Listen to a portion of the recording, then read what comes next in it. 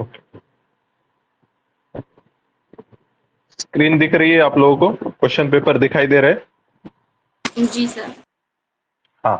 Question number 1, if someone in the family is suffering from a problem of acidity after overeating, which of the following would you suggest as a remedy? बहुत बार होता है acidity हो जाती है, मतलब acidity मतलब acid बढ़ जाते हैं, डकार बहुत बार आते हैं। ओके, तो एसिडिटी हो गई तो क्या करना चाहिए? अब अपना सिंपल लॉजिक है, एसिड बढ़ गया तो क्या करो, एसिड को न्यूट्रल करने के लिए कोई चीज जो बेसिक है वो हमको खाना पड़ेगा। अब देखो इसमें से lemon juice, vinegar, lemon juice में क्या रहेगा, सिट्रिक एसिड रहेगा। विनेगर में क्या रहता है, एसिटिक एसिड।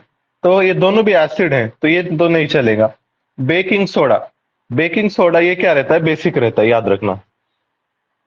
तो हम क्या यूज करेंगे यहाँ पे, बेकिंग सोडा यूज करेंगे। NaSCO3, सोडा वाटर वगैरह पीते हैं देखो, तो सोडा वाटर खा लिए तो एक्सेस एसिड क्या होता है, न्यूट्रल हो जाता है।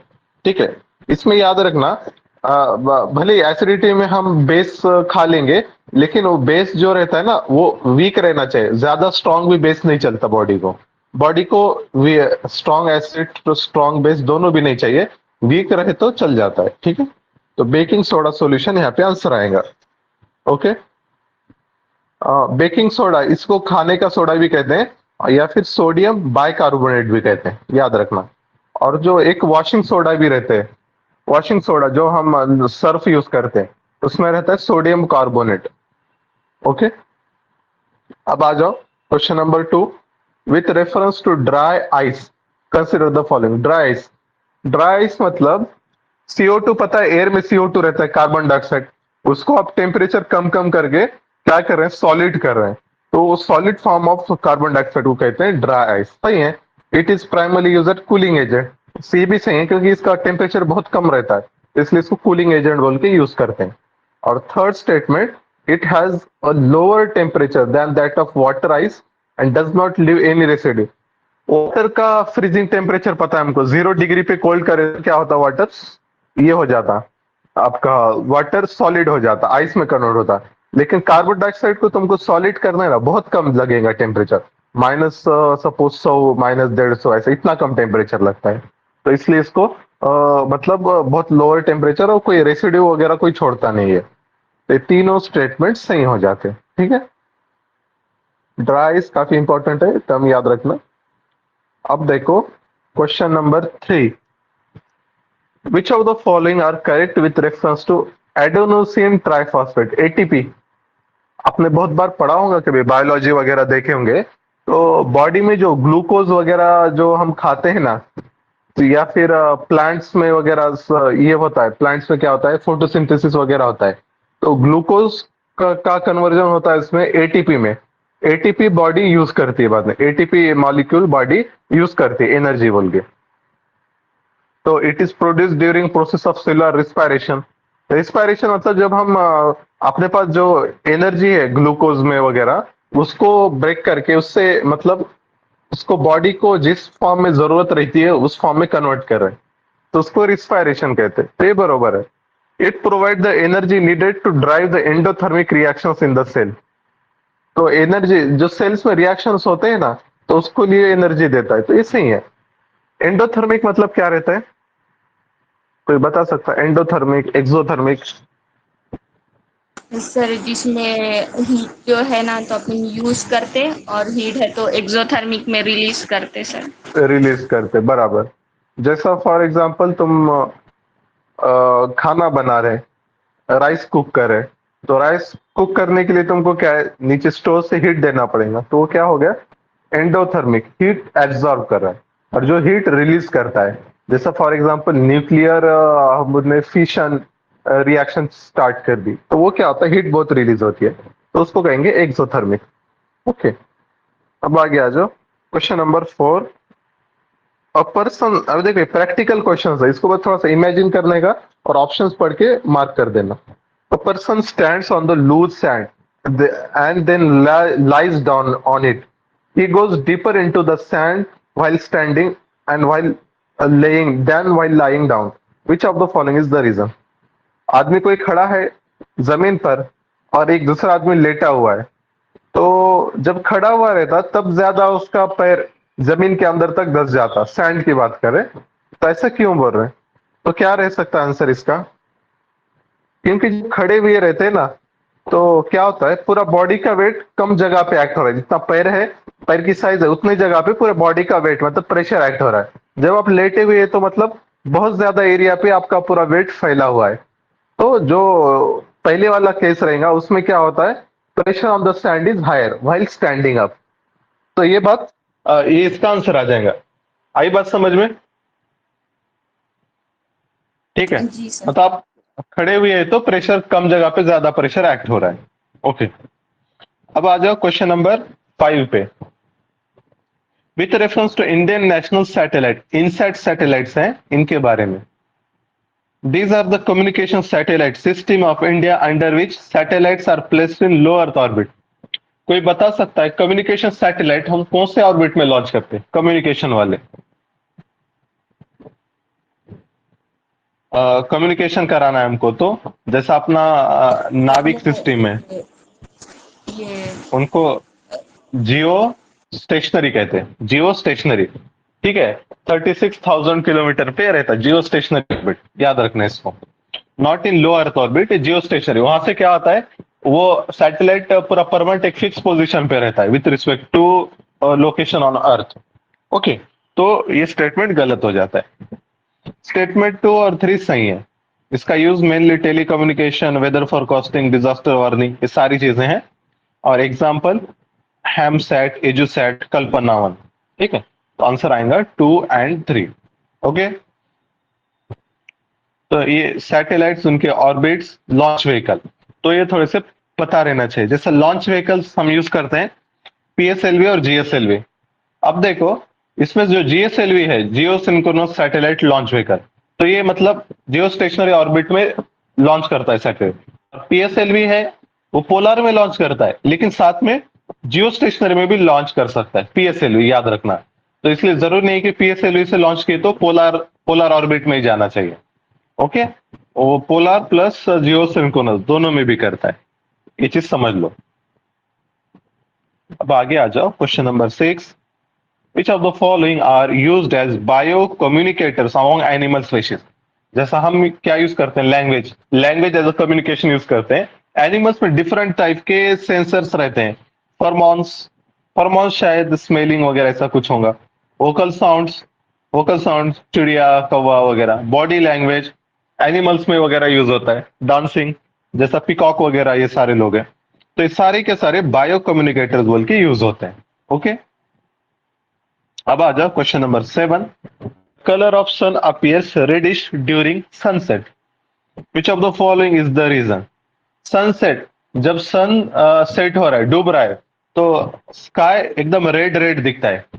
हमको पता है जो सनलाइट रहते हैं, जो विजिबल लाइट्स हैं, उसका स्पेक्ट्रम कैसा है, विबजॉर 7 रहते हैं। वायलेट से लेके तो रेड तक के उसमें वेवलेंथ रहते हैं।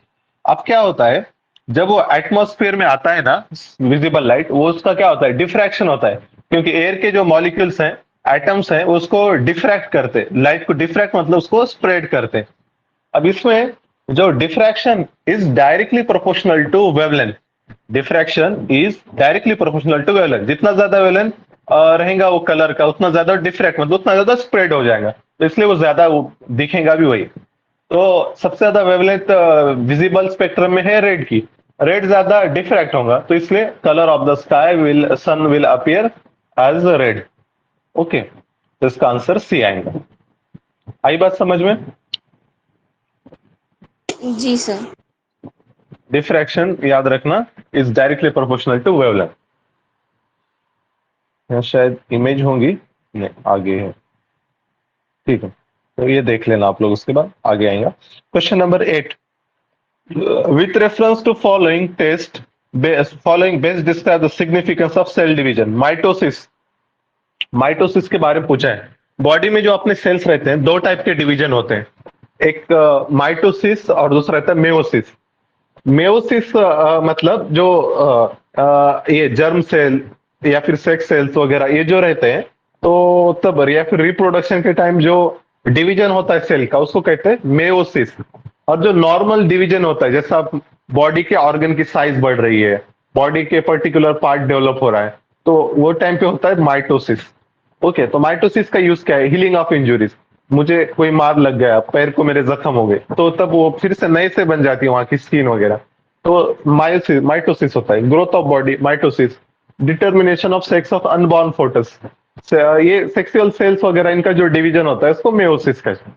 तो यहाँ पे आंसर आएगा 1 और 2। ओके, याद रखना है दोनों माइटोसिस और मेयोसिस दोनों अलग अलग चीजें, ठीक है।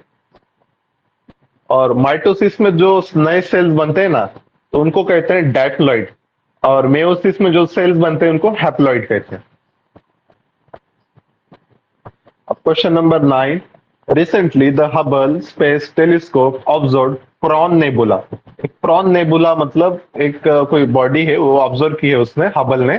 तो पूछा है प्रॉन नेबुला क्या है, फैक्चुअल क्वेश्चन है।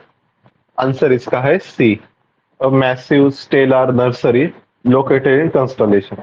एक स्टेलर नर्सरी, स्टेलर मतलब बहुत सारे स्टार्स वगैरह है, स्टार का ग्रुपिंग है, तो उसको कहते हैं मैं प्रॉन नेबुला। अब हमारे लिए यहाँ पे इंपॉर्टेंट हबल है। हबल किसका प्रोजेक्ट है? हबल किसने बनाया?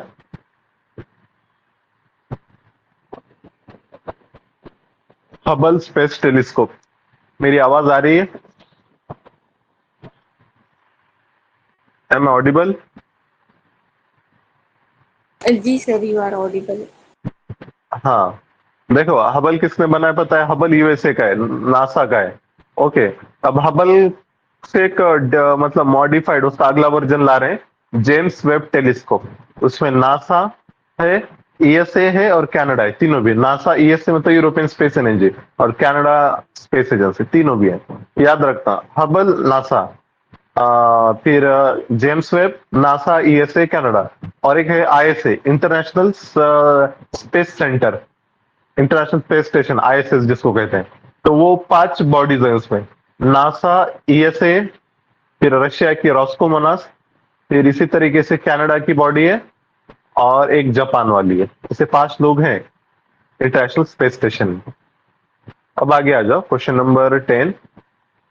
Hyperspectral imaging is imaging technique in which electromagnetic radiation of different frequencies can be captured. Which of the following are well known application hyperspectral? Hyperspectral में क्या करते हैं पता है? कि जैसे रिमोट सेंसिंग में वगैरह यूज होता है। देखो कोई भी बॉडी पे जब सनरेज आप कोई बॉडी पे अगर आप इलेक्ट्रोमैग्नेटिक रेडिएशन अगर भेजते हैं, तो वो बॉडी का जो कलर है उसी तरीके वैसे रेडिएशन वो इमिट करती है। ओके, तो आप हाइपर स्पेक्ट्रल इमेजिंग से बॉडी का कलर या उसकी प्रॉपर्टीज आप पहचान सकते। सपोज ग्रीन कलर आ रहा है तो आप बोल सकते हैं कि यहाँ पे क्या फॉरेस्ट है। ब्लू कलर आ रहा है तो आप बोल सकते हैं वाटर वगैरह है। तो ऐसी चीज रहती है। तो इसका यूज क्या है बोलते हैं hyper spectral imaging. Identification of tree species कर सकते हैं, मिनरल एक्सप्लोरेशन कर सकते हैं, डिटेक्शन ऑफ बैट्स, बैट वटवागुल जिसको बोलते हैं, by converting very high frequency signal into low frequency. देखो डिटेक्शन ऑफ बैट्स वगैरह जो रहता है ना, यहाँ पर हाइपर स्पेक्ट्रल नहीं यूज करते, अल्ट्रासाउंड यूज करते हैं, अल्ट्रासाउंड और ऑडिबल वेव्स।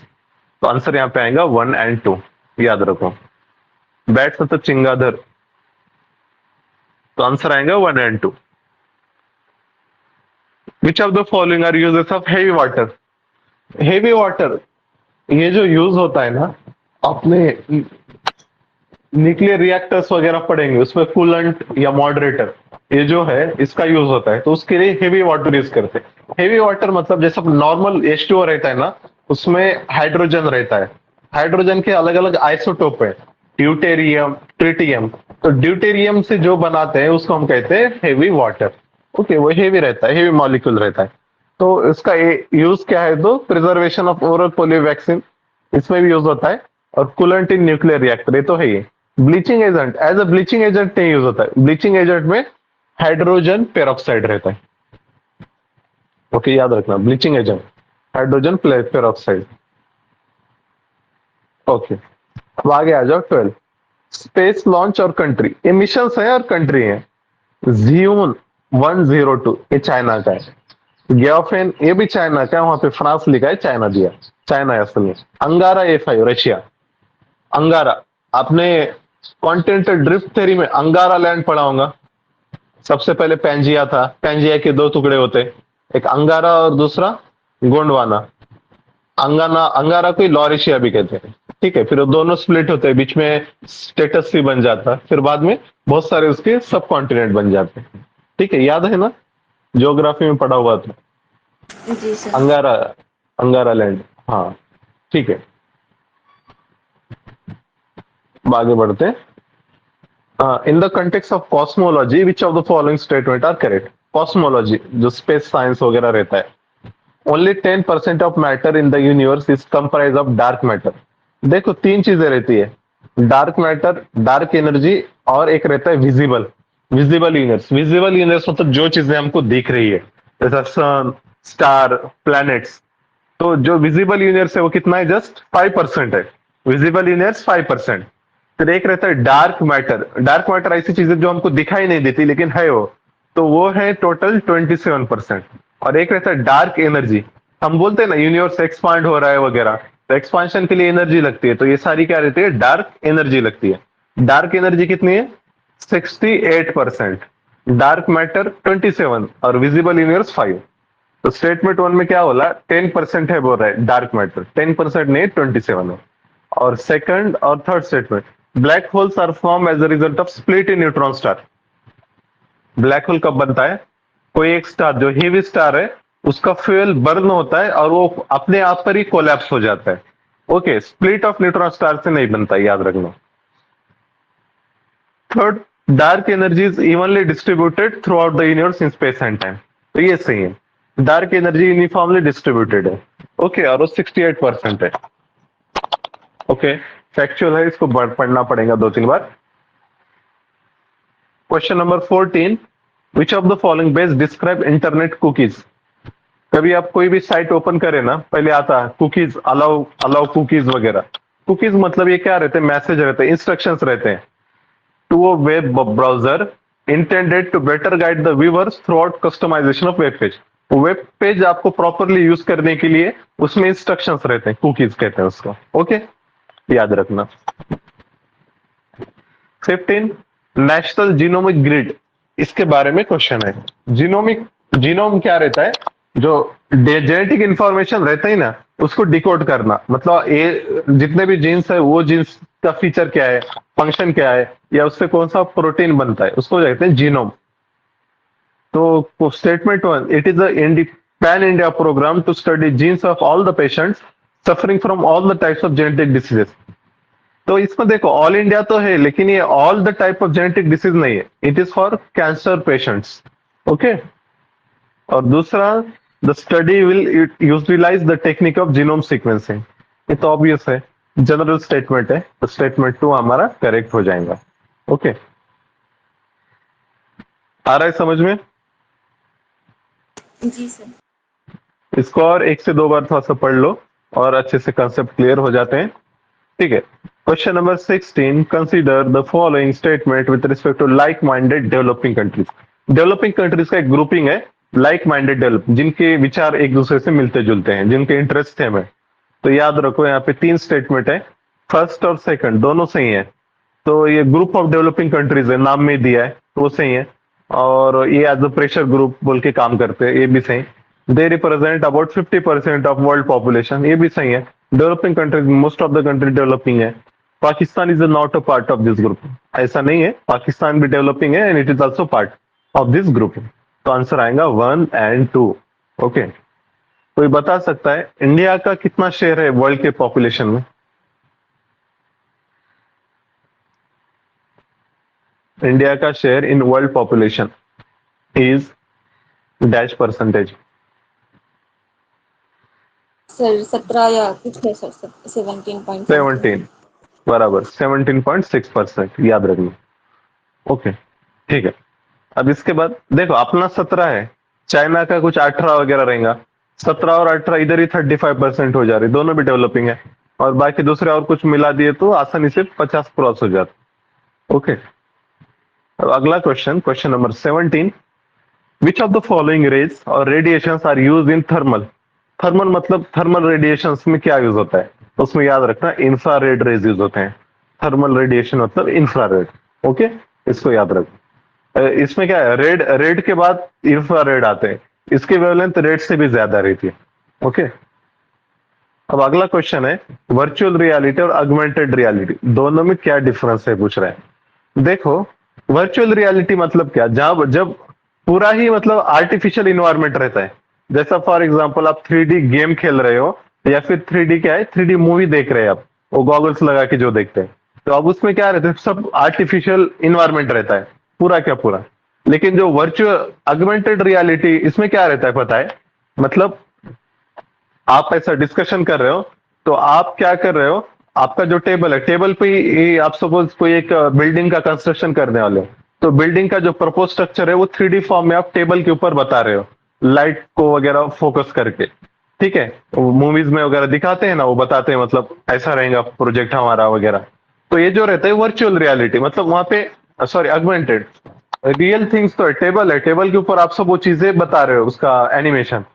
तो जो जब रियल प्लस वर्चुअल दोनों रहता है तो उसको कहते हैं ऑगमेंटेड, और जब पूरा वर्चुअल रहता है उसको वर्चुअल रियलिटी कहते हैं। ओके, तो यहाँ पे स्टेटमेंट वन सही है, स्टेटमेंट टू गलत है। देखो, वर्चुअल रियलिटी के लिए आपको गॉगल्स चाहिए, ऑगमेंटेड रियलिटी आपके लिए गॉगल्स की जरूरत नहीं है। ओके, याद रखना इसको। अब आगे आ जाओ, ये अपना waves, radio waves, waves electromagnetic waves का स्पेक्ट्रम है। जैसा हमने देखा कि रेड की फ्रीक्वेंसी, रेड की वेवलेंथ सबसे ज्यादा है विजिबल में। तो अगर आप ये जो चार्ट है यहाँ पर लेफ्ट साइड में जा रहे हो ना, तो वेवलेंथ बढ़ रही है, देखो वेवलेंथ ज्यादा है। और राइट साइड में जा रहे हो तो वेवलेंथ कम हो रही है, फ्रीक्वेंसी बढ़ रही है। वेवलेंथ जितनी ज्यादा उतनी कम फ्रीक्वेंसी, याद रखना। अगर आपको डाटा ट्रांसमिट करना है, ज्यादा डाटा, मतलब जैसे आप इंटरनेट स्पीड वगैरह बोलते हैं, ज्यादा चाहिए, तो आपको क्या चाहिए, हाई फ्रीक्वेंसी चाहिए।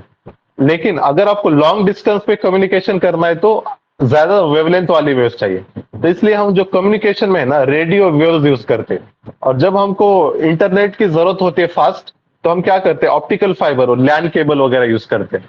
तो उसमें मतलब हम क्या करते हैं, ये ऐसे गामा रेज, एक्स रेज वगैरह ऐसे वेव्स यूज करते हैं। ठीक है, तो ये चीज समझ लेना। और इसको याद कैसा करेंगे, जैसा विजिबल का हमको पता रहता है, विबजोर, विबजोर वायलेट से लेके रेड तक। अब रेड के बाद क्या आता है, इंफ्रारेड आता है, रेड इंफ्रारेड, उसके बाद माइक्रो रेडियो, रेड इंफ्रारेड और फिर रेडियो, ऐसा याद रखो। और विजिबल में सबसे पहले आता है वायलेट, है ना, तो वायलेट के बाद आएगा ultraviolet, violet ultraviolet, U के बाद वी आता है, वी के बाद एक्स आता है, तो अल्ट्रा के बाद आएगा एक्स रे, एक्स के बाद एंड में गामा रेज आएंगे। ओके, तो ऐसा कुछ तुम याद रख सकते हैं इसको। ओके, ठीक है, अब आगे बढ़ते हैं। Question number 19, which of the following are correctly match. आपने अल्बिनिज्म नाम सुना होगा। कुछ लोग रहते हैं, बच्चे रहते हैं एकदम पूरे व्हाइटिश रहते हैं, इवन उनके जो बाल भी रहते हैं ना व्हाइट कलर के रहते हैं, आईब्रोज भी व्हाइट रहेंगे। तो ये किस क्यों होता है, क्योंकि मेलानिन नहीं रहता है उनके बॉडी में। मेलानिन जिससे ब्लैक कलर आता है, हेयर वगैरह इनको ब्लैक कलर आता है, तो ये एब्सेंस ऑफ मेलानिन की वजह से अल्बिनिज्म होता है। दूसरा है क्रीडो चैट। क्रीडो चैट ये क्या है, जेनेटिक डिसऑर्डर है। इसमें क्या होता है, जो स्मॉल चिल्ड्रन रहता है, she cries like a cat, cat जैसा क्राई करता है, क्योंकि इसमें मतलब जेनेटिक की डिसीज है ये। वो 5th नंबर का जो क्रोमोसोम रहता है उसका कुछ पार्ट इसमें कट हो जाता है, डिलीट हो जाता है। और जो सिस्टिक फाइब्रोसिस, सिस्ट मतलब इसमें गांठ बनते हैं, बहुत सारे गांठ आएंगे आपके बॉडी पर, तो ये भी जीन के म्यूटेशन की वजह से होता है। तो आंसर यहाँ पे आएगा 1 और 3। ओके, आ रहा है समझ में? जी सर। हाँ, क्वेश्चन नंबर 20, ये बहुत ही फैक्चुअल है, इसको ज्यादा सीरियस मत लो, बस पढ़ के छोड़ देने का है। साल्ट और उनका कलर दिया है। स्ट्रॉन्शियम रेड कलर का रहता है, कॉपर साल्ट जो रहते हैं वो ब्लू कलर के रहते हैं, नॉट ऑरेंज। सोडियम येलो के रहते हैं, और कैल्शियम वाले जो रहते हैं वो ऑरेंज रहते हैं, नॉट व्हाइट। तो इसमें आंसर आएगा 1 और 3। पढ़ लो, छोड़ दो, ज्यादा इसको सीरियस नहीं लेना है। 21 नाइट्रोजन गैस के ऊपर है, is use in the tyres of aeroplane. हम नॉर्मली क्या करते हैं, अपनी जो गाड़ी है, उस बाइक है, उसके टायर में सिंपल एयर एयर फिल करते ना, एयर फिल करते, ऐसा कोई पर्टिकुलर गैस नहीं फिल करते, ऑक्सीजन नहीं करो, नाइट्रोजन करो, ऐसा नहीं करते। पूरा सिंपल एयर, एयर मतलब उसमें ऑक्सीजन रहेगा, नाइट्रोजन रहेगा, कार्बन डाइऑक्साइड रहेगा, वाटर मॉइस्चर वगैरह, वेपर्स, ये सारी चीजें रहेंगे। लेकिन एयर फ्लाइट में क्या करते हैं, हम सिर्फ नाइट्रोजन लेते हैं। इसका रीजन क्या है बताए? आपका जो एयरक्राफ्ट है वो एकदम ट्रोपोस्फियर, स्ट्रेटोस्फियर में जाके फ्लाई होने वाला है। टेम्परेचर वहां पे बहुत कम रहता है। अब ऐसे कंडीशन है, अगर आप एयर यूज करते हो तो एयर में के जो वाटर मॉलिक्यूल्स रहेंगे ना, वो क्या होंगे, फ्रीज हो जाएंगे। जब वो फ्रीज हो जाएंगे तो आपका मतलब वो एक्सपांड होंगे। फ्रीज होता है तो एक्सपांशन होता है, और एक्सपांड हो गया तो टायर बस्ट होने के चांसेस रहते हैं। ओके, तो इसलिए एयर मॉइस्चर वगैरह खत्ते चाहिए नहीं, तो इसलिए आप प्योरली क्या करते हैं, नाइट्रोजन यूज करते हैं। और नाइट्रोजन का जो फ्रीजिंग पॉइंट है वो कितना है पता है? -180 डिग्री सेल्सियस, ऐसा कुछ है। तो उसका मतलब वो फ्रीज तो नहीं होगा। तो इसका जो आंसर, और नाइट्रोजन इनर्ट गैस भी है, तो आंसर आएगा ए एंड सी। वो दूसरों के साथ रिएक्ट भी नहीं करेगा। तो आई बात समझ में? 21 का आंसर आएगा A and C, nitrogen gas use करते हैं। अब ये बायोलॉजी वाला क्वेश्चन है। सेल में जो प्रोटीन सिंथेसिस होता है तो उसमें कौन से पार्ट सिग्निफिकेंट रोल प्ले करते हैं? तो याद रखना, एंडोप्लाज्मिक रेटिकुलम और राइबोसोम, ये दोनों आते हैं। इसमें देखो और दो प्रोसेस रहते हैं। पहले तो क्या होता है, डीएनए की जो इंफॉर्मेशन है आरएनए कॉपी कर लेता है, उसको एमआरएनए कहते हैं, मैसेंजर आरएनए। और वो कॉपी करके उसको न्यूक्लियस के बाहर लेके आता है। तो ये प्रोसेस को कहते हैं, सॉरी, पहले जो कॉपी करता है, कॉपी करने के प्रोसेस कहते हैं ट्रांसक्रिप्शन। ओके, ट्रांसक्रिप्शन के बाद वो न्यूक्लियस के बाहर आता है, वो प्रोसेस कहते हैं ट्रांसलेशन। ट्रांसक्रिप्शन और ट्रांसलेशन, ऐसे दो प्रोसेस है, याद रखो इसको। ये चीजें थोड़ा आपने पढ़ी हुई भी होंगी ना, प्रोटीन सिंथेसिस, हाँ सर, पढ़ेंगे। DNA replication. ओके, बेसिक चीजें पता रहनी चाहिए। इसके बाद पूछा है रिवर्स जोनोटिक। जोनोटिक मतलब क्या रहता है? Animal to human. Reverse zoonotic मतलब ह्यूमन टू एनिमल, कोई डिसीज का ट्रांसमिट हो रहा है।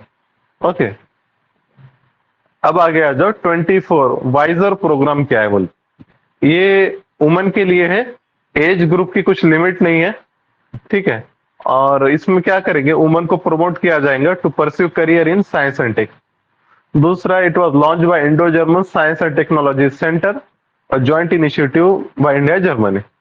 Second is correct, first is wrong. Okay. With reference to arteries and veins, arteries vein के बारे में दो स्टेटमेंट है।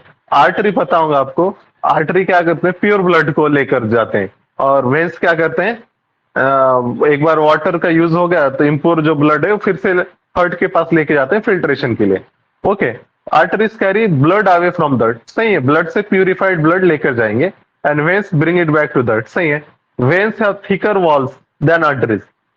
अब मुझको बताओ, वॉल्स किसके थिक रहना चाहिए? कोई बता सकता है?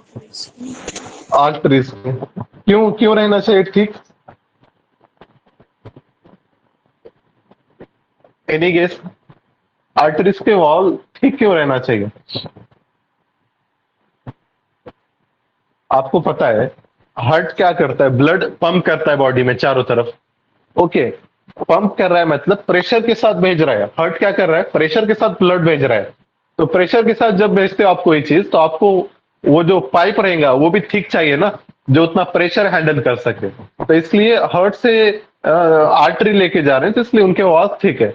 और जो वेन्स रहते हैं ना, तो वेन्स में प्रेशर नहीं रहता। वेन्स क्या है, वो कैपिलरी प्रिंसिपल पे वर्क करते हैं, बहुत छोटे छोटे रहते हैं, तो तब उसमें प्रेशर नहीं रहता है। वो जस्ट कैपिलरी एक्शन से वो ब्लड को वापस लेके आ रहा है। ओके, याद रखो, आंसर इसका आएगा ए।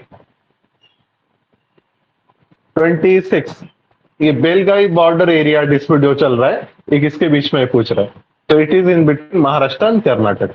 ओके, सिंपल है। बॉडी के बोन्स दिए और बॉडी का पार्ट दिया है, फेमर, थाई, स्टर्नम। ये अपने दोनों रिब्स के जो बीच में जो बोन रहता है उसको स्टर्नम कहते हैं। और पैटेला, पैटेला जो आपने नीज है, नीज में जो कटोरी बोलते हैं अपन जिसको, उसको वहां पे पैटेला रहता है। ये डायग्राम देखो, समझ में आएगा। ऊपर क्रेनियम, वर्टब्रेटा, स्कैपुला, ये रिब्स, और रिब्स के बीच में जो रिब्स केज के बीच में है स्टर्नम है। हाथ में बोन्स है, ह्यूमरस और ये यहाँ पर नीचे से रेडियस और उल्ना। उसके बाद पेल्विस, उसका फेमर, फेमर जो मांडी में रहता है, it is the longest bone in human body. Femur याद रखना, लॉन्गेस्ट बोन। फिर नीचे जो लोअर लेग है उसमें टिबिया और फिबुला, टिबिया फिबुला, और जो कटोरी रहती है उसको पैटिला बोलते हैं, और टालुस। ये ऐसे फोटो, इसको देखते जाओ बार बार, जनरल अवेयरनेस की बातें हैं, ये पता रहना चाहिए। ओके। वर्टब्रेटा, स्कैपुला। रिब्स कितने रहते हैं ह्यूमन बॉडी में? 14 14 14 है, 12 रहते हैं। ओके। Scapula, ribs, sternum. ठीक है, चलो अब आगे बढ़ते हैं। Which of the following are the applications of recombinant DNA technology? Generally ऐसे क्वेश्चंस में देखना, अगर पॉजिटिव चीजें हैं तो वो रहेंगे एप्लीकेशन, निगेटिव रहा या फिर बहुत ही एडवांस रहा तो वो नहीं रहेगा। तो आंसर आएंगे इसका 4, all of this: synthetic human insulin, insect resistance, diagnosis test, environmental cleaning. Okay. Application में जनरली ऑल ऑफ दिस रहता है। लेकिन एक 2 साल पहले क्या किया था यूपीएससी ने, पता है? ऐसा पूछा, which of the following are applications of recombinant DNA, लेकिन आगे क्या दिया? At the present level of technology. तो मतलब अभी जो टेक्नोलॉजी का लेवल है, फ्यूचर के मत बताओ, अभी फिलहाल क्या है वो बताओ। तो ऐसे इसमें मतलब जो बहुत ही एडवांस रहता है उसको थोड़ा इलिमिनेट करना रहता है। ओके, इसलिए क्वेश्चन को केयरफुल रीडिंग करना भी इंपॉर्टेंट है। अब आगे आ जाओ 29। ऑक्सीडेशन। ऑक्सीडेशन मतलब क्या? रिएक्शन हो रही है ऑक्सीजन के साथ, उसको ऑक्सीडेशन बोलेंगे। ऑक्सीडेंस, ऑक्सीजन का एडिशन हो रहा है। तो इसमें से कौन सा प्रोसेस है? तो करोजन ऑफ आयरन। इसमें क्या हो रहा है? आयरन और ऑक्सीजन दोनों रिएक्ट होते हैं और आयरन ऑक्साइड, मतलब जिसको हम रस्ट कहते हैं, रस्ट जिसको जंग लगना कहते हैं, तो वो होता है। सही है। रैंसिडिफिकेशन ऑफ फूड। फूड खराब हो रहा है तो अपन बोलते नहीं क्या, ये बासी हो गया, बोले खराब हो गया, तो मतलब वो भी क्या, फंगस लग गया, ऑक्सीडेशन ही रहता है। कंबशन ऑफ हाइड्रोकार्बन, ये क्या रहता है? हाइड्रोकार्बन, जो फ्यूल हम बर्न कर रहे हैं। कंबशन मतलब बर्न करना, बर्न मतलब ऑक्सीजन के साथ ही रिएक्शन रहता है। तो आंसर आएगा 1 2 3, all of this. Founder effect क्या रहता है बोलते हैं अगले क्वेश्चन में 30। फाउंडर इफेक्ट मतलब जो, फाउंडर मतलब जो बेसिक, जो ओरिजिनल पॉपुलेशन है, ओरिजिनल पॉपुलेशन में ऐसे कुछ एबनॉर्मेलिटीज रहते हैं, डिसीज रहते हैं, उसके वजह से रिड्यूस जेनेटिक वेरिएशन होता है फ्यूचर जनरेशन में, उसको कहते हैं founder effect. Okay. 31। Which of the following methods can be used for remain permanent hardness of water? देखो, वाटर दो टाइप का रहता है, एक हार्ड वाटर, एक सॉफ्ट वाटर।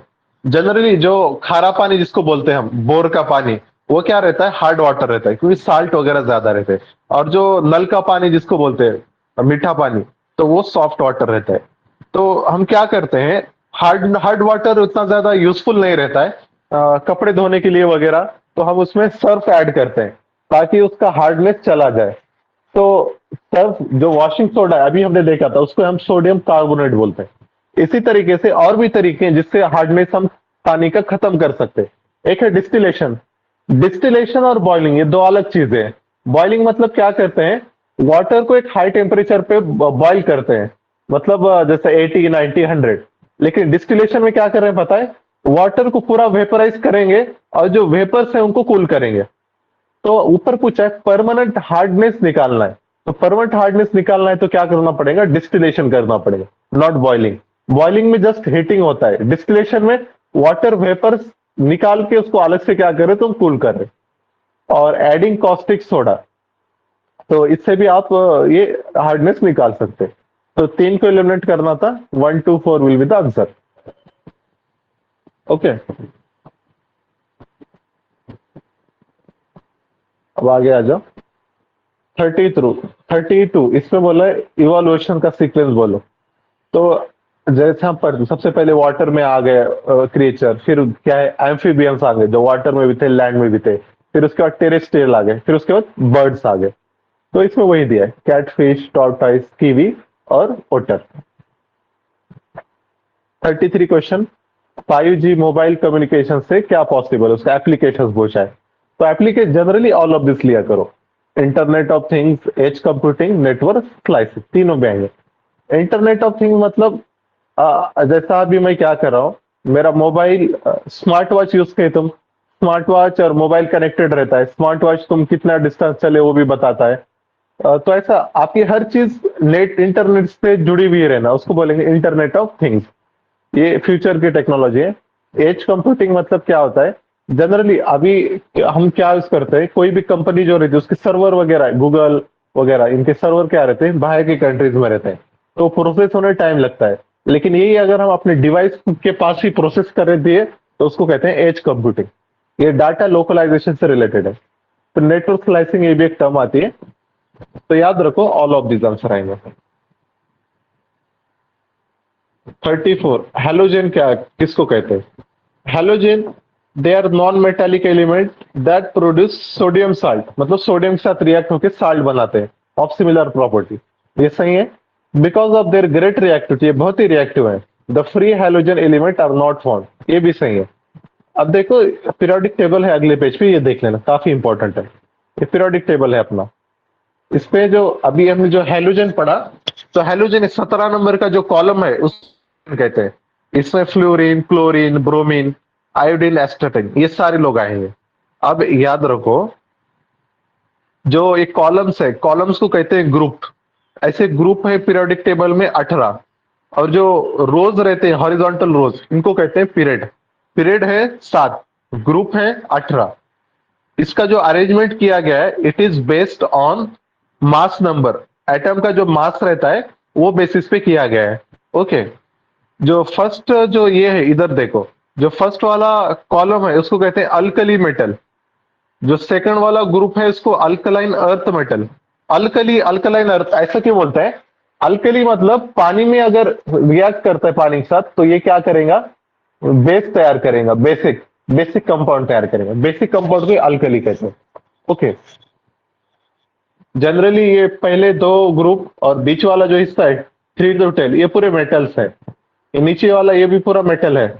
और जो इधर वाला हिस्सा है, इसमें ये ब्लू कलर के मेटल्स हैं। ये जो ऑरेंज कलर दिख रहा है, बोरॉन, जर्मेनियम वगैरह, ये क्या है? मतलब मेटल नॉन मेटल दोनों के बीच में, जिसका मेटालॉइड कहते हैं। और ऊपर वाले जो कार्बन, नाइट्रोजन, येलो कलर वाले नॉन मेटल्स हैं। ओके। अब देखो 17 नंबर का जो कॉलम है उसको हम कह रहे हैं हेलोजन। ये क्यों इतना रिएक्टिव है, कोई बता सकता है? हेलोजन, देखो एटम कभी भी क्या होता है, स्टेबल होने की कोशिश करता है। स्टेबल अगर होना है तो उसका जो शेल है, आउटर शेल, उसमें एक तो 2 इलेक्ट्रॉन रहना चाहिए या फिर 8 इलेक्ट्रॉन्स रहना चाहिए। और जो हेलोजेंस है उनके आउटर शेल में कितने इलेक्ट्रॉन्स रहते हैं? 7 इलेक्ट्रॉन। मतलब इनको स्टेबल होने के लिए 1 इलेक्ट्रॉन की और जरूरत है। तो ये हमेशा कोशिश इनकी यही रहती है कि 1 इलेक्ट्रॉन कैसा जल्द से जल्द हमको मिल जाए। तो इसलिए हमेशा ये रिएक्शन के मोड में रहते हैं। तो ये लोग क्या करेंगे, एक दूसरे से रिएक्ट होंगे। मतलब आपको कभी क्लोरीन ऐसा मिलेगा नहीं नेचर में, लेकिन क्लोरीन Cl2 मिलेगा। तो 2 क्लोरीन एक साथ रिएक्ट होते हैं और एक दूसरे को इलेक्ट्रॉन शेयर करते हैं। ओके। तो ये चीज याद रखना। फिर जो लास्ट वाला जो कॉलम है उसको नोबल गैस कहते हैं। लास्ट वाला जो कॉलम है नोबल गैस, क्योंकि ये रिएक्ट ही नहीं करते किसी के साथ। क्यों रिएक्ट नहीं करते? क्योंकि इनका जो आउटर शेल है उसमें ऑलरेडी 8 इलेक्ट्रॉन है, वो स्टेबल है। इसलिए किसी के साथ ये लोग रिएक्शन नहीं करेंगे। They are the most stable. Okay. Hydrogen, helium, neon, argon, krypton, xenon. Okay, आ रहा है समझ में? क्या ऊपर से जा रहा है? आ रहा है सर, आ रहा है। हाँ, इसको पढ़ लो, पीरियोडिक टेबल को और एक बार देख लो, क्वेश्चन आ सकता है। और इसका जो साइंटिफिक अरेंजमेंट था 1869 में मेंडेल्स ने किया था, मेंडेल। बाद में उसके बाद मॉडर्न पीरियोडिक टेबल बनता है। ओके, ठीक है, अब आगे आ जाओ। 38, ग्राफीन और fullerene are allotropes of carbon. कोई भी जो एलिमेंट रहता है ना, उसके जो डिफरेंट अलग अलग उसके क्या होते हैं, टाइप रहते हैं, उसको एलोट्रोप कहते हैं। ग्राफीन, फ्लोरीन कार्बन के सही है। कार्बन के बहुत सारे एलोट्रोप हैं, उसमें जैसा डायमंड भी आएगा। Fullerenes are excellent conductor where electricity, whereas graphene exhibit poor conductivity. हमने हम पढ़ा ग्राफीन, ग्राफाइट रॉड वगैरह, ये इलेक्ट्रिसिटी कंडक्ट करते हैं, फ्लोरीन नहीं कंडक्ट करते। ओके, ये इमेज देखो समझ में आएगा। ये देखो, ग्राफीन मतलब ये ऐसे लेयर्स रहता है एटम का, ये single atom thick layer of carbon. Okay. और जो फुलेरिन रहता है ये ऐसा केज लाइक स्ट्रक्चर रहता है फुलेरिन में। ओके। और जो डायमंड का रहता है ऐसा क्यूबिकल रहता है, डायमंड क्यूबिकल है। ये शेप याद रखना इंपॉर्टेंट है। फुलेरिन को ही also called as buck means fullerene is an allotrope of carbon. It is cage-like structure in which molecule of 60 carbon atoms are composed. Okay. Fullerene cage like है। ठीक है। इसके बाद ये जो ग्राफीन है ना, ये strongest and thinnest metal on earth है। Strongest and thinnest material, even more stronger than diamond. Okay. Graphene. अब आगे आ जाओ। इसमें 5G के ऊपर क्वेश्चन है। देखो, लो बैंड मतलब लो फ्रीक्वेंसी, लो बैंड मतलब लो फ्रीक्वेंसी, और लो फ्रीक्वेंसी मतलब इंटरनेट स्पीड कम रहेगी क्या ज्यादा रहेगी? फ्रीक्वेंसी कम है तो इंटरनेट स्पीड कम रहेगी।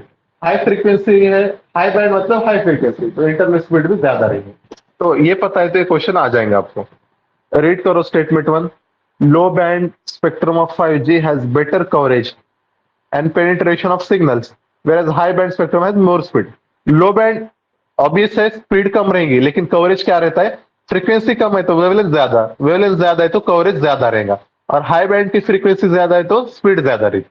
Second, high band falls on the chart in 24 gigahertz, ज्यादा फ्रीक्वेंसी रहेंगी, whereas लो बैंड जो रहता है 1 गीगाहर्ट्ज।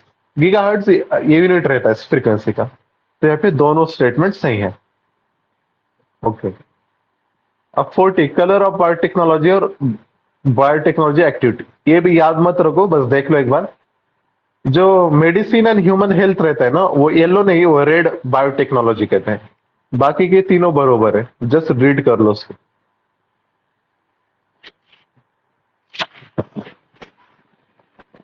जस्ट एक याद रखो, डार्क बायोटेक्नोलॉजी मतलब बायो टेररिज्म, बायो वेपन्स वगैरह जो बनाने के लिए यूज करते हैं उसको बायो डार्क बायोटेक्नोलॉजी कहते हैं। ओके, याद रखिए इतना ही। सी इसका आंसर आएगा। ओके। अब देखो क्वेश्चन नंबर 41, बायोसिमिलर मेडिसिन के ऊपर क्वेश्चन है। Which of the following are not correct? Biosimilar देखिए, रीड करो statement 1। They are product with similar molecular composition as the original biotherapeutic. जैसा हमारी मेडिसिन है पैरासिटामोल, तो इसका जो कंपोजिशन रहता है वही वैसा ही सेम कंपोजिशन रहता है बायोसिमिलर का। They are derived from both biological and synthetic chemical. यहाँ पे थोड़ा सा गड़बड़ है। बायोसिमिलर ये बायोलॉजिकल मतलब के सोर्सेस से ही बनाते हैं, नॉट सिंथेटिक केमिकल। जो सिंथेटिक से बनाते हैं उसको हम जेनेरिक मेडिसिन कहते हैं। ओके। बायोसिमिलर बायोलॉजिकल सोर्सेस से बनाते हैं, तो इसलिए रॉन्ग हो गया। Third, they are a cheaper alternative to costly life saving, सही है, चीपर रहते हैं। और D, the first year biosimilar medicine was approved by WHO, ये भी सही है। ओके। तो आंसर यहाँ पे आएगा बी, बॉम्बे। ओके। बायोसिमिलर याद रखना। 42, वायरस के ऊपर पूछा गया है, रीड कर लो।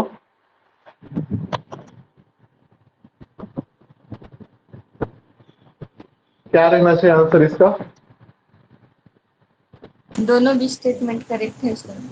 Both the statement are correct. Good. तो नॉट करेक्ट पूछा है तो आंसर आएगा नेदर वन नॉर टू। ठीक है। 43, टेफ्लॉन।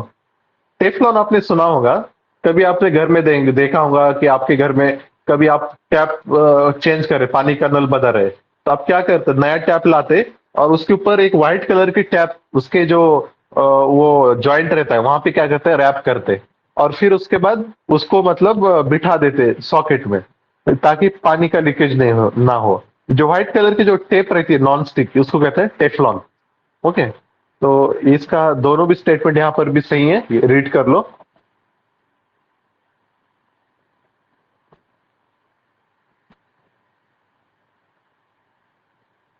आंसर आएगा बोथ 1 एंड 2। ओके। अब आगे आ जाओ। क्वेश्चन नंबर 44, ये क्वेश्चन है सेमीकंडक्टर्स पे। अभी हमने जो देखा था ना सेमीकंडक्टर्स, ठीक है, सेमीकंडक्टर एक कंडक्टर और नॉन कंडक्टर दोनों के बीच में रहते हैं। मतलब इनका कैसा रहता है पता है, इनका जो रेजिस्टेंस रहेगा वो कंडक्टर से तो कम रहेगा, लेकिन इंसुलेटर या फिर नॉन कंडक्टर से क्या रहेगा, कम रहेगा। कंडक्टर से कम, सॉरी, कंडक्टर से ज्यादा और नॉन कंडक्टर से कम रहेगा। तो देखो, semiconductors, resistivity of semiconductor is more than insulator. नहीं, इंसुलेटर से कम रहती है और कंडक्टर से ज्यादा रहती है, तो फर्स्ट स्टेटमेंट रॉन्ग होता है। The most commonly use semiconductor है सिलिकॉन एंड जर्मनी। अभी सेमीकंडक्टर का यूज हम बहुत कर रहे हैं इलेक्ट्रॉनिक्स इंडस्ट्री में, सेंसर्स वगैरह, इसमें हर जगह यूज हो रहा है। तो आंसर आएगा टू ओनली, सिलिकॉन जर्मनी, याद रखना। इनके प्रॉपर्टीज दोनों के बीच के रहते हैं। ठीक है, 45 देखो। ये क्वेश्चन है about main sequence radio pulse emitter.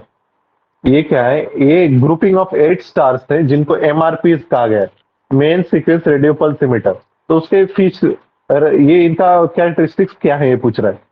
देखो, ये हॉटर देन सन रहते हैं विथ स्ट्रॉन्ग मैग्नेटिक फील्ड, सही है। और इनके जो इमिशंस होते हैं ना, ये सिर्फ इतना एक ही प्रूफ है, pulse radio emission from MRP are the only visible signature. Visible signature, वो जो रेडियो वेव इमिट कर रहे हैं वही है। They eject gas stronger than stellar winds, तो ये भी सही है। एमआरपी, ज्यादा उतना सीरियस मत लो इसको, तीनों स्टेटमेंट करेक्ट करेक्ट है यहाँ पे। ओके, अब आगे आ जाओ। क्वेश्चन नंबर 46, ओजोन के बारे में पूछा गया। ओजोन इज कलरलेस ओडरलेस, ऐसा मुझको भी नहीं लगता था ये क्वेश्चन सॉल्व करने से पहले, लेकिन एक्चुअली ओजोन क्या है, pale blue with pungent smell, smell भी है और ब्लू कलर भी है।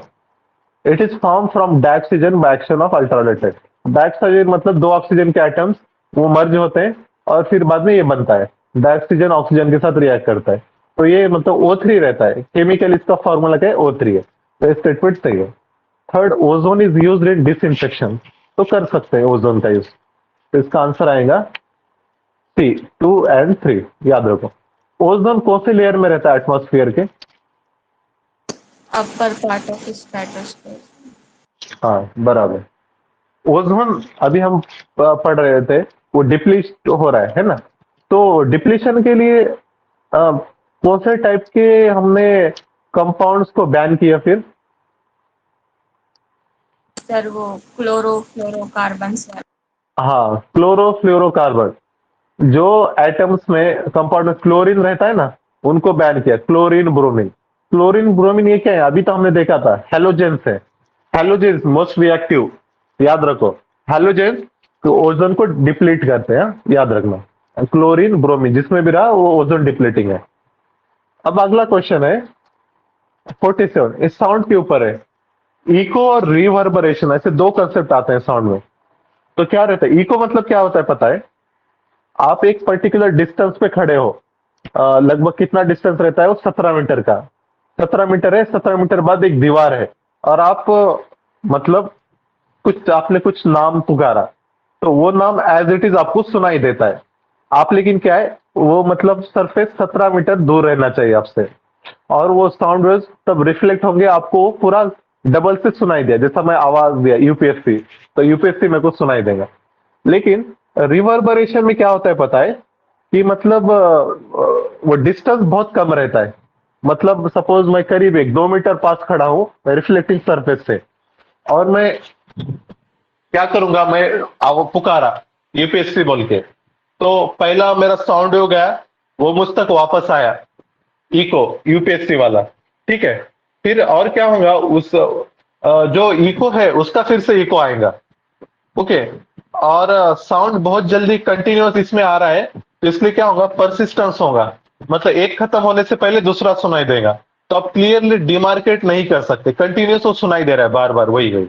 और इको में क्या होता है, एक सुनाई देने के बाद दूसरा सुनाई दे रहा है, तो इसमें क्या है, डिस्टेंस मैटर करता है। तो अगर परसिस्टेंस ऑफ साउंड हो रहा है तो उसको रिवर्बरेशन कहते हैं। ओके, तो यहाँ पे पढ़ो, अब आपको समझ में आएगा। 47,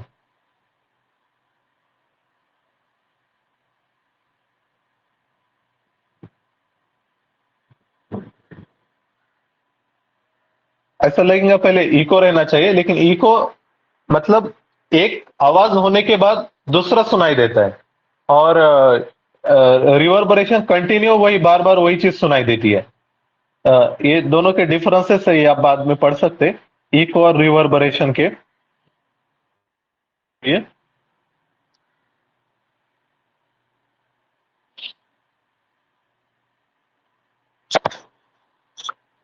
इतना ज्यादा डेप्थ में जाने की जरूरत नहीं है, बस थोड़ा सा डिफरेंस है।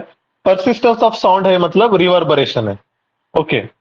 परसिस्टेंस ऑफ साउंड, अगर पॉइंट कुछ 1 सेकंड, क्या होता है, 0.1 सेकंड से कम पीरियड में अगर कोई कंटिन्यूअस आवाज सुनाई दी आपको, तो आपको लगता है वो कंटिन्यू है, उसमें कुछ ब्रेक नहीं है। ऐसा एक कंसेप्ट आता है परसिस्टेंस ऑफ विजन। ओके, जो मूवीज में यूज करते हैं। मूवीज क्या रहता है, वीडियो मतलब क्या रहता है, वीडियोस मतलब फोटो ही रहते हैं, लेकिन फोटो को मूव किया जाता है बहुत ज्यादा स्पीड पे, तो हमको ऐसा लगता है कि वो कंटिन्यू एक सीक्वेंस वीडियो चल रहा है। Okay, video is nothing but photos that are played at high speed, तो उसको कहते हैं परसिस्टेंस ऑफ विजन। मतलब कोई भी एक चीज जो हमने देख ली है, तो वो मतलब फौरन आई से गायब नहीं होती, वो कुछ पीरियड तक हमारे सामने ही रहती है। ओके, आ रहा है समझ में? जी जी सर, आ रहा है। रिवर्बरेशन का ठीक है। मालूम है सर, ऑडिटोरियम्स वगैरह बनाते हैं उसको मद्देनजर रख के। हाँ हाँ हाँ, बराबर बराबर। ठीक है। अब आगे आ जाओ 48। व्हाइट ब्लड सेल, डब्ल्यूबीसी के ऊपर पूछा है। White blood cell are white in colour due to lack of haemoglobin. Haemoglobin का कलर रहता है रेड, अगर हीमोग्लोबिन रहते तो रेड कलर हो जाता। तो डब्ल्यूबीसी में नहीं, आरबीसी में हीमोग्लोबिन रहते हैं। WBC are first line of defence against pathogen. देखो, डब्ल्यूबीसी का रोल है, ऑब्वियस रोल है उनका, मतलब डिफेंस में, इम्यून सिस्टम में, लेकिन वो फर्स्ट लाइन ऑफ डिफेंस नहीं। फर्स्ट लाइन मतलब जो पैथोजन सबसे पहले किसको इनकाउंटर करते हैं, तो पैथोजन सबसे पहले इनकाउंटर करते हैं हमारी बॉडी की स्किन है, टीयर्स है, म्यूकस है, स्वेटिंग है। ये सारा क्या है, बॉडी का फर्स्ट लाइन ऑफ डिफेंस है। फिर एक बार वायरस बॉडी में आ गया है, तो फिर डब्ल्यूबीसी एक्ट होते हैं। तो डब्ल्यूबीसी क्या है, सेकंड लाइन ऑफ डिफेंस बोलते हैं। ओके, याद रखो। आपने पढ़ा होगा, कोई आदमी अगर बीमार होता है ना, तो आप पढ़े होंगे डब्ल्यूबीसी काउंट बहुत बढ़ गया है। क्यों बढ़ता है डब्ल्यूबीसी काउंट? क्योंकि वो बॉडी की इम्यून सिस्टम काम कर रही है, लेकिन वो इन्फेक्शन बहुत ज्यादा है, तो उसको काउंटर करने के लिए डब्ल्यूबीसी बहुत ज्यादा बढ़ जाते, लेकिन वो फिर भी उसको कंट्रोल नहीं कर पाते। तो डब्ल्यूबीसी का काउंट बहुत बढ़ गया मतलब कुछ ना कुछ तो भी इन्फेक्शन आपको हुआ है। ओके, याद रखना। अब आगे आ जाओ। Question number 49। भारत गौरव स्कीम, ये कुछ स्कीम है। इसमें क्या कर रहे हैं, प्राइवेट प्लेयर को लीज पर दे रहे हैं ट्रेन। ओके, तो इसमें स्टेटमेंट 1 2 तो सही है, स्टेटमेंट 3 गलत है। इसका जो प्राइस वगैरह जो डिसाइड करेंगे ना, टैरिफ और स्टॉप्स, वो प्राइवेट प्लेयर ही डिसाइड करेगा, गवर्नमेंट डिसाइड नहीं करेंगे, प्राइवेट प्लेयर डिसाइड करेगा। तो थर्ड स्टेटमेंट रॉन्ग है, बाकी के दो सही है।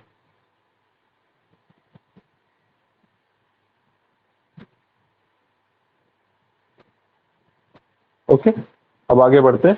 Question number 15। Which of the following are used as performance enhancing drugs and also synthesized naturally in the body? Body में नेचुरली भी रहना और इससे परफॉर्मेंस इंप्रूव होता है। इरिथ्रोपोइटिन, ये आरबीसी को इरिथ्रोपोइटिन बोलते हैं। Human growth hormone, growth hormone, height वगैरह बढ़ती है। टेस्टोस्टेरॉन, ये भी है, हार्मोन रहता है। इंसुलिन, ये चारों चीजें क्या है, नेचुरली मिलती भी है और परफॉर्मेंस इनहांस करती है। तो आंसर आएगा ऑल ऑफ। हाँ। 51। In the context of process of respiration consider the following. Respiration अभी हमने देखा। देखो, हम जो प्लांट्स वगैरह क्या करते हैं, मतलब फोटोसिंथेसिस वगैरह प्रोसेस से क्या करते हैं, ग्लूकोज बना देते हैं। जब बॉडी उनको ग्लूकोज एनर्जी चाहिए रहती है ग्लूकोज से, तब ग्लूकोज को ब्रेक डाउन करते हैं। वो ब्रेक डाउन को क्या कहते हैं, रिस्पायरेशन कहते हैं। अब देखो, fish derive oxygen by taking in water through their mouth and forcing it pass the gills. सही है, उनको नाक नहीं रहती फिश को, वो डायरेक्ट माउथ से पानी ले लेते हैं, और पानी में क्या रहता है, डिजोल्व ऑक्सीजन, और वो पानी को क्या करते हैं, उनके गिल्स जिसको कल्ले बोलते हैं, उसके ऊपर से फोर्स करते हैं, तो उसमें का जो ऑक्सीजन रहता है वो बॉडी के अंदर चला जाता है। The rate of breathing in aqua organism is slower then that of terrestrial. ये गलत है। क्यों गलत है, तो ये नीचे का एक्सप्लेनेशन देखो। क्योंकि डिजोल्व ऑक्सीजन कम है पहली बात पानी में, और ऑक्सीजन तो चाहिए, तो फिर रेट क्या रहना चाहिए, रिस्पायरेशन रेट तो ज्यादा रहना चाहिए एक्वेटिक एनिमल में, तो इसलिए बार बार पानी लेते हैं, और वो गिल के ऊपर उसको स्प्रेड करते हैं और वहां से एब्सॉर्ब करते हैं ऑक्सीजन। तो याद रखो उनका जो रिस्पायरेशन रेट वो ज्यादा रहता है। ओके, आई बात समझ में? ठीक। जी सर। हाँ, question number 52, consider the following statement with reference to consumer protection rules. देखो ये rules are notified by consumer ministry of consumer affair, सही है। और इसमें क्या है, for ensuring compliance of this rule by direct seller every state government is set up mechanism to monitor और supervise the activity of direct seller. सही है। जैसा वो कमीशन बनाते हैं, स्टेट काउंसिल बना, state consumer grievance redressal council वगैरह ऐसे बॉडीज रहते हैं। तो आंसर आएगा सी। 53, केजलर सिंड्रोम क्या रहता है? ये बहुत बार पूछा जाता है। ये स्पेस डेब्रिस से रिलेटेड है। स्पेस में जो डेब्रिस रहते हैं वो वेस्ट सैटेलाइट के मटेरियल वगैरह एक दूसरे से कोलाइड होते हैं और उससे छोटे छोटे पार्ट बनते हैं। फिर छोटे छोटे पार्ट एक दूसरे से और कोलाइड होते हैं और नंबर ऑफ स्पेस डेब्रिस बढ़ जाते हैं।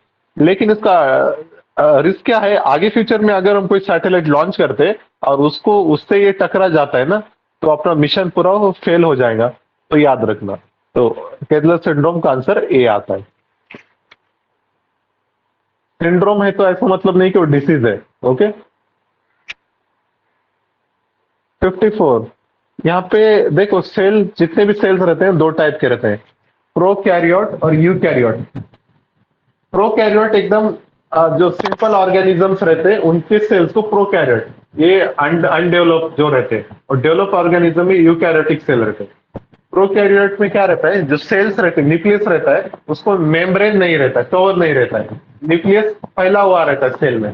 और यूकैरियोट में क्या रहता है, जो न्यूक्लियस है वो मेम्ब्रेन बाउंड रहता है, ओके, उसको कवर रहता है और उसका लोकेशन रहता है पर्टिकुलर। यहाँ पे बस क्या किया उन्होंने, स्वैप किया, प्रोकैरियोट नीचे वाला है, यूकैरियोट ऊपर वाला है। रीड कर लो बस।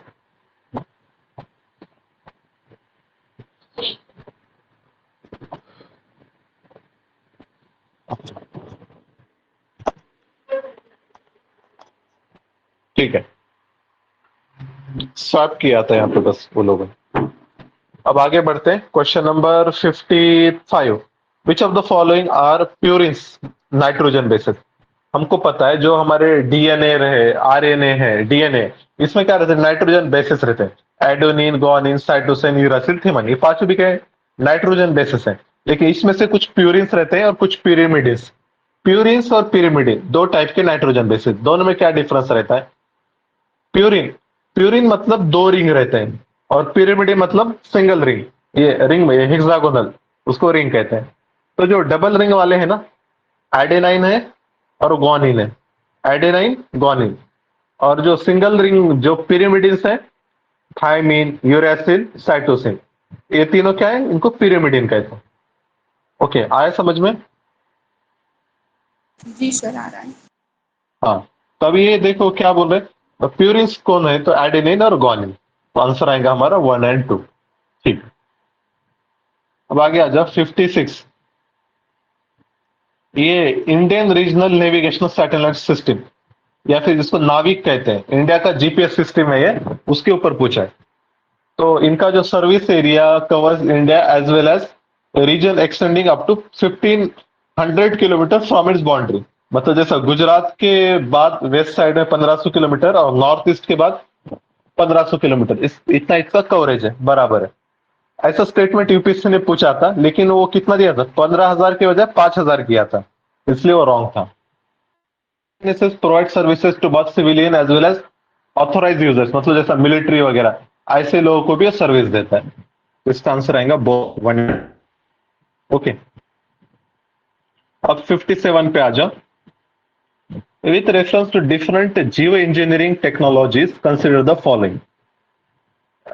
तो ये तीन टेक्नोलॉजीज हैं, जस्ट रीड कर लो, तीनों भी सही है।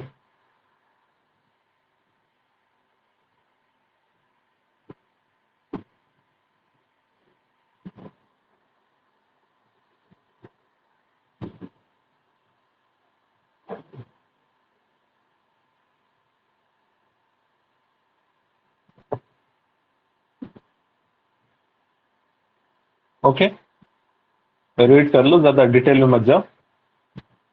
अब क्वेश्चन नंबर 51 प्लास्टिक के जनरली दो टाइप रहते हैं, एक थर्मोसेट और दूसरा रहता है थर्मोप्लास्ट। थर्मोप्लास्ट मतलब ऐसे प्लास्टिक जो हीट करने के बाद सॉफ्ट हो जाते हैं और आप उसको रिशेप कर सकते हैं। जैसा फॉर एग्जांपल अपना क्या है, थर्मोकूल वगैरह है, या फिर दूसरे कोई प्लास्टिक्स हैं ऐसे चेयर्स वगैरह, इनको आप हीट कर दो ये मेल्ट हो जाएंगे, फिर इनको आप रिकास्ट वगैरह कर सकते हैं। लेकिन कुछ ऐसे कुछ ऐसे प्लास्टिक्स रहते हैं जिनको आप हीट करें ना कुछ भी चेंज नहीं होता, उनको रिशेप नहीं कर सकते।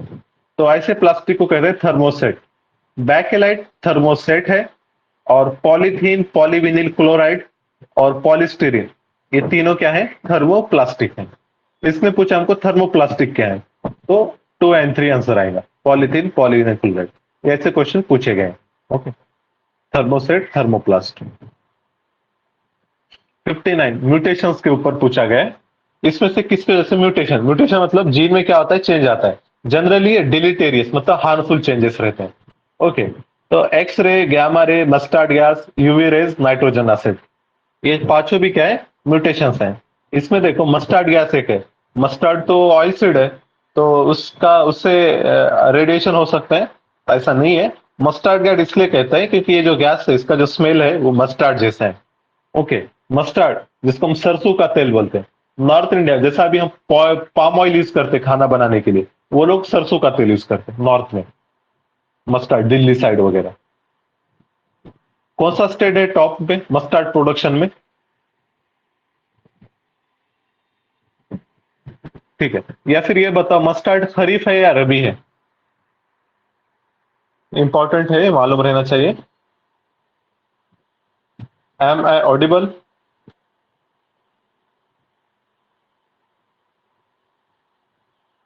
हेलो, मेरी आवाज आ रही है आप लोगों को? ऑडिबल। हाँ, मस्टर्ड है ना, mustard is the rabi crop, याद रखें। और सबसे ज्यादा जो प्रोडक्शन होता है मस्टर्ड का वो होता है राजस्थान में। अब आगे आ जाओ। 60 pretomanid, bedaquiline and linezolid recently seen in the news, ये क्या है? Drugs used for treatment of tuberculosis, TB को ट्रीट करने यूज होता है। कोई बता सकता है टीबी बैक्टीरियल है या वायरल डिसीज है? TB, bacterial. TB is bacterial, याद रखो। बैक्टीरियम ट्यूबरकुलोसिस, ऐसा ऐसा कुछ तो उसका नाम है। TB is bacterial disease. 61 which of the following are the constituents of cell nucleus, cell के न्यूक्लियस में क्या रहता है? DNA, RNA, protein, all of this, तीनों भी रह सकते हैं। 62 एम्ब्रायो ट्रांसफर टेक्नोलॉजी।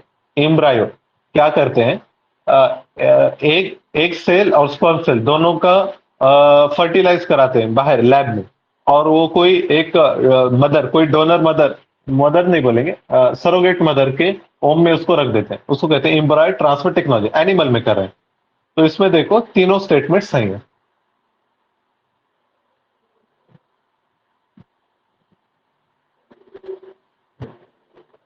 आंसर यहाँ पे ऑल ऑफ दिस आएगा।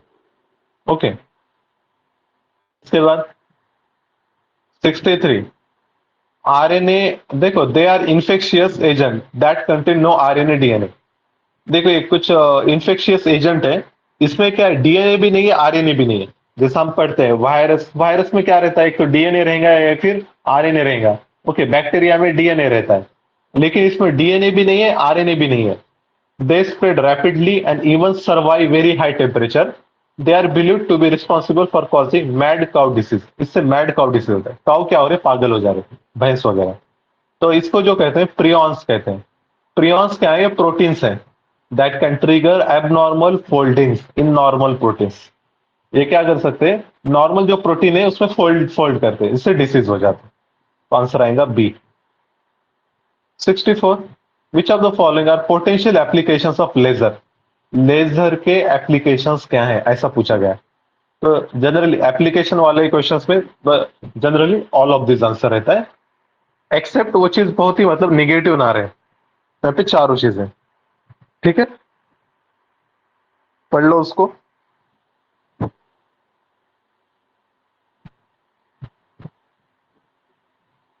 ओके, अब आगे आ जाओ 65 Recently, there is a crisis in the Sahel belt of Africa. G5 Sahel Force was set up in the 2017 for fighting the growing terrorist threat in the vast Sahel region. The force is represented by which of the following? साहिल नाम का reason है, वहां पे terrorism बढ़ गया था, तो countries ने मिलके अपना एक फोर्स तैयार किए टेररिज्म को फाइट करने के लिए। तो कंट्रीज कौन से हैं? तब इसके लिए पहले हमको पता रहना चाहिए साहिल, साहिल कौन से रीजन को कहते हैं। ओके, देखो साहेल जो रीजन है, नीचे वाला मैप देखो पहले। साहेल ये रीजन है between transition zone between Sahara desert and Sudan, Sudan is climate, ये दोनों के बीच का जो रीजन है उसको हम साहिल कहते हैं। ओके, तो ये देखो ये वाला ये जो ब्राउन कलर की जो स्ट्रिप दिख रही है, मॉरिटानिया, माली, नाइजर, चाड, सुदान, ये साहिल रीजन है।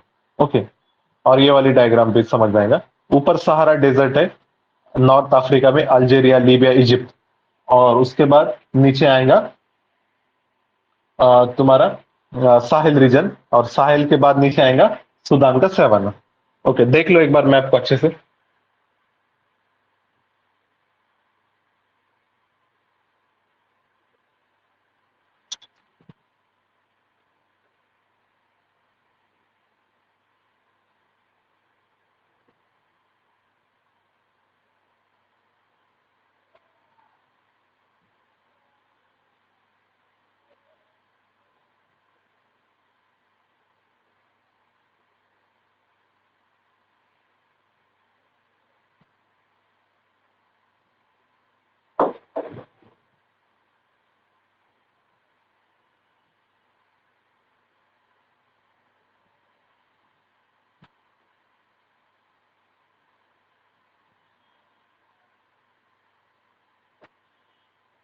ओके, तो ये हमने देख लिया। ट्रॉपिक ऑफ कैंसर यहाँ से जाता है सहारा डेजर्ट से। Sahara one of the largest desert ecosystem in the world. कोई बता सकता है गोबी डेजर्ट कहाँ पे? गोबी डेजर्ट,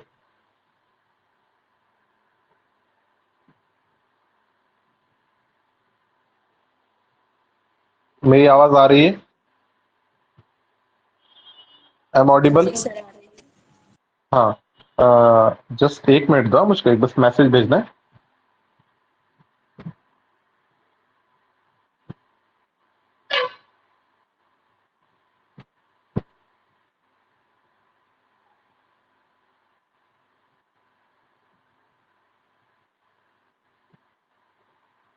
ओके, हाँ, तो क्वेश्चन मेरा ये था कि मतलब गोबी डेजर्ट कहाँ पे, कौन से कंट्री में है? चाइना। हाँ, China, exact not China, Mongolia में आता है। ओके, मंगोलिया में गोबी डेजर्ट है।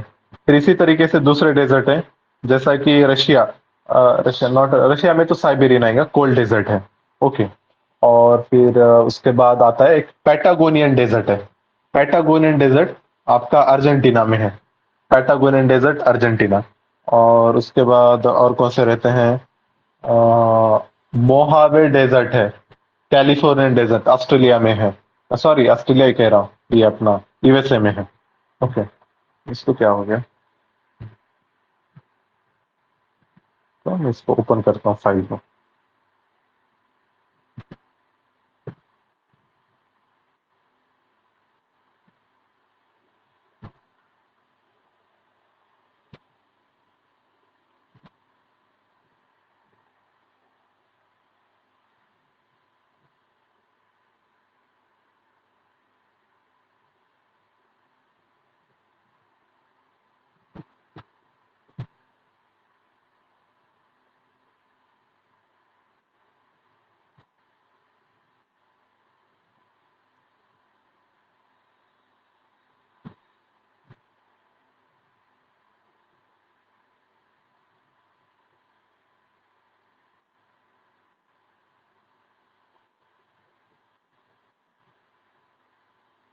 ये स्क्रीन दिख रही है आप लोगों को?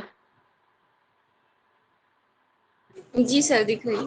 दिख रही है ना? ठीक है, थोड़ा सा ऐप थोड़ा चल नहीं रहा था।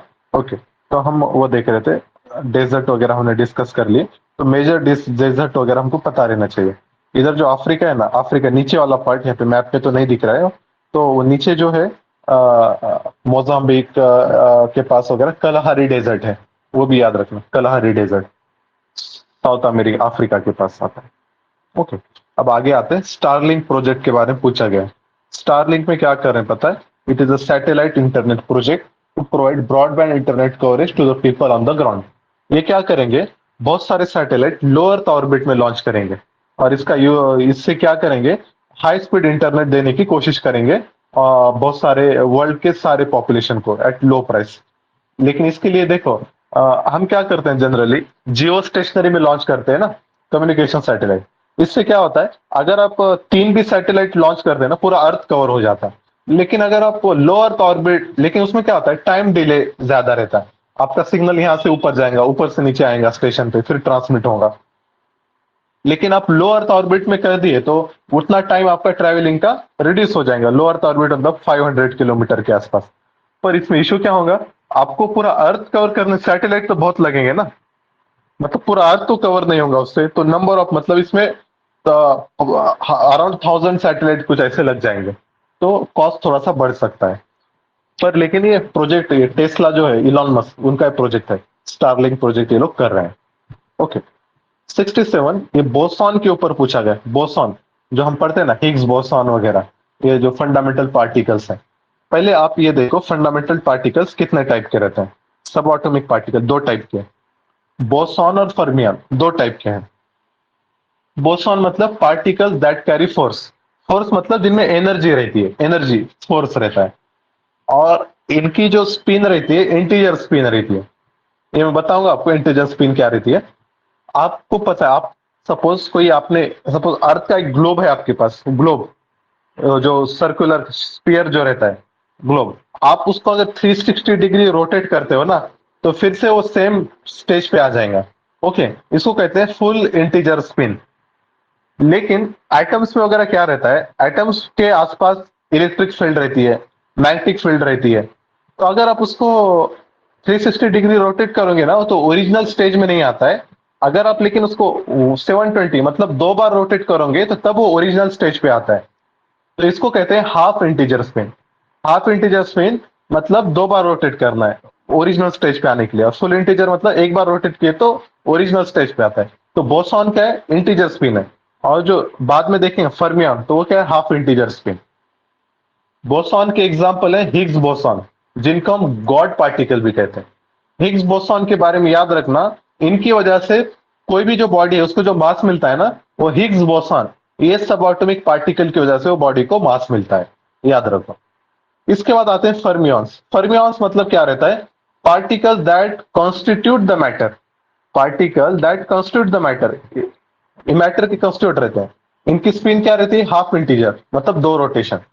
और इनके जो टाइप हैं, दो टाइप रहते हैं, लेप्टॉन, हेड्रॉन। इलेक्ट्रॉन मतलब ये लाइट वेट रहते हैं, इलेक्ट्रॉन्स, न्यूट्रॉन्स। और हेड्रॉन मतलब प्रोटॉन, न्यूट्रॉन। आपने वो फ्रांस में एक प्रोजेक्ट का नाम सुना होगा, सन्स लाइब्रेरी, CRNS, वो प्रोजेक्ट चल रहा है वहां पे। तो वहां पे लार्ज हेड्रॉन कोलाइडर, वो आपने सुना होगा। तो उसमें क्या कर रहे हैं, मतलब ये जो हेड्रॉन मतलब प्रोटॉन न्यूट्रॉन को बहुत ही हाई स्पीड पे एक्सेलरेट कर रहे हैं, equal to speed of light, और दोनों का कोलिजन करा रहे हैं। क्योंकि ये ऐसा हुआ था यूनिवर्स के फॉर्मेशन के टाइम, बिग बैंग के टाइम। तो वैसे कंडीशन रिक्रिएट करना चाहते हैं वो लोग, और स्टडी करना चाहते हैं। ओके, ये आया समझ में क्लासिफिकेशन? जी सर। हाँ, अब क्वेश्चन रीड करो, ठीक है? कि मतलब बोसॉन के बारे में, they are elementary particles that make up the matter. Make up the matter बोला तो क्या आना चाहिए? फर्मियंस आना चाहिए, नॉट बोसॉन। ठीक है, इसलिए गलत होगा। Electron proton are included in category of boson, नहीं। इलेक्ट्रॉन प्रोटॉन ये तो मतलब फर्मियंस में आएंगे, फर्मियंस में भी फर्मियंस में आएंगे, याद रखना। फर्मियंस के दो टाइप, हेड्रॉन और लेप्टॉन, उसमें आता है। Every boson has a negligible but non zero mass, ये सही है। तो only third is correct, 1 and 2 are wrong. Okay, याद रखो। 68, फ्री स्पेस ऑप्टिकल कम्युनिकेशन। अभी हम जो पढ़ते हैं ना ऑप्टिकल फाइबर कम्युनिकेशन, इसमें क्या होता है, जो वेव्स रहते हैं, लाइट वेव्स, ये वो ऑप्टिकल फाइबर में से जाते हैं। और फ्री स्पेस में क्या होंगे? लाइट वेव्स स्पेस में से। ओके, तो यहाँ पे दो स्टेटमेंट है, just read it, both are correct.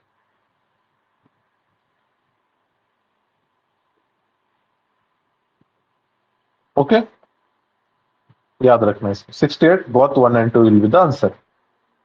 अब आगे आ जाओ, ग्रेविटेशनल फोर्स और इलेक्ट्रोमैग्नेटिक दोनों का कंपैरिजन दिया है।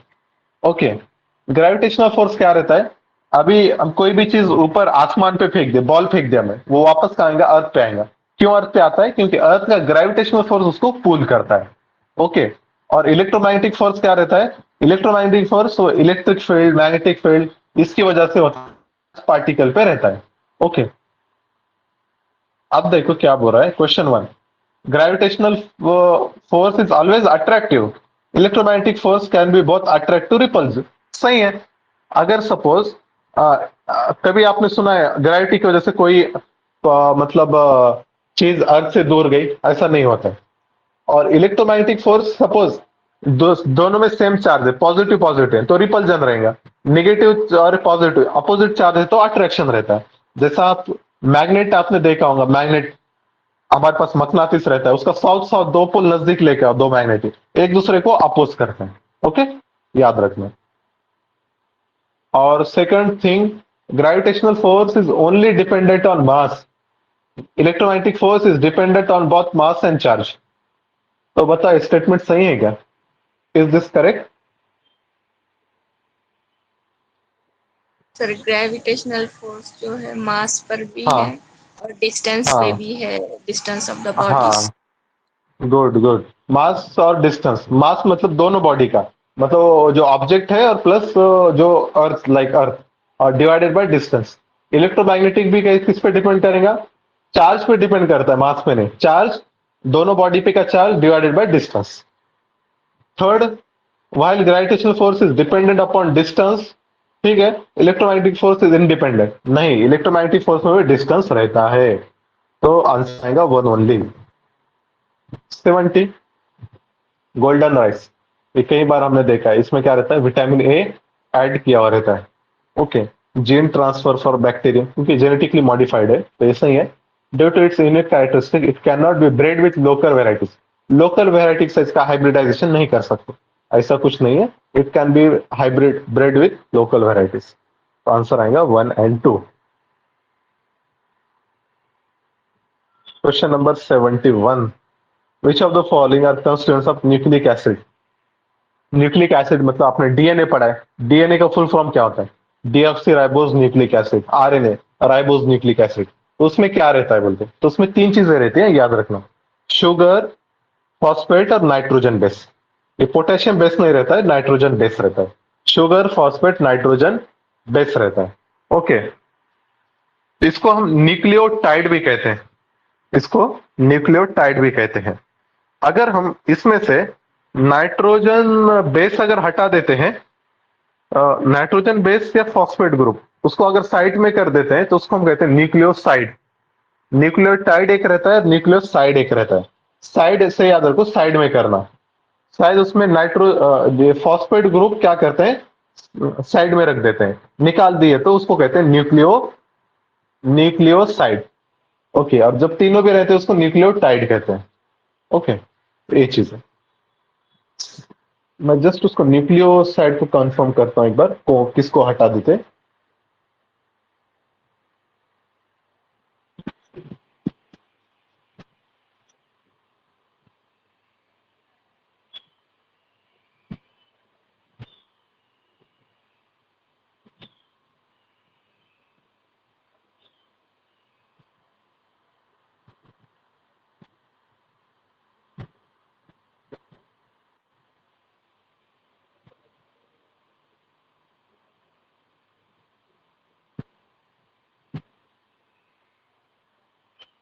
एक मिनट दो बस।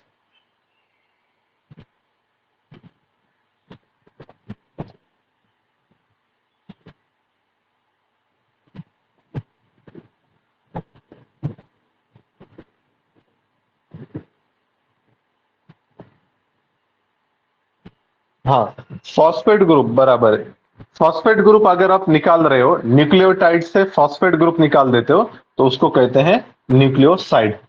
ओके, याद रखिए। 72 एसिड और उसका यूज दिया है। Oxalic acid bleaching of leather, acetic acid processing of food. Acetic acid, ये आपने विनेगर सुना होगा ना, vinegar.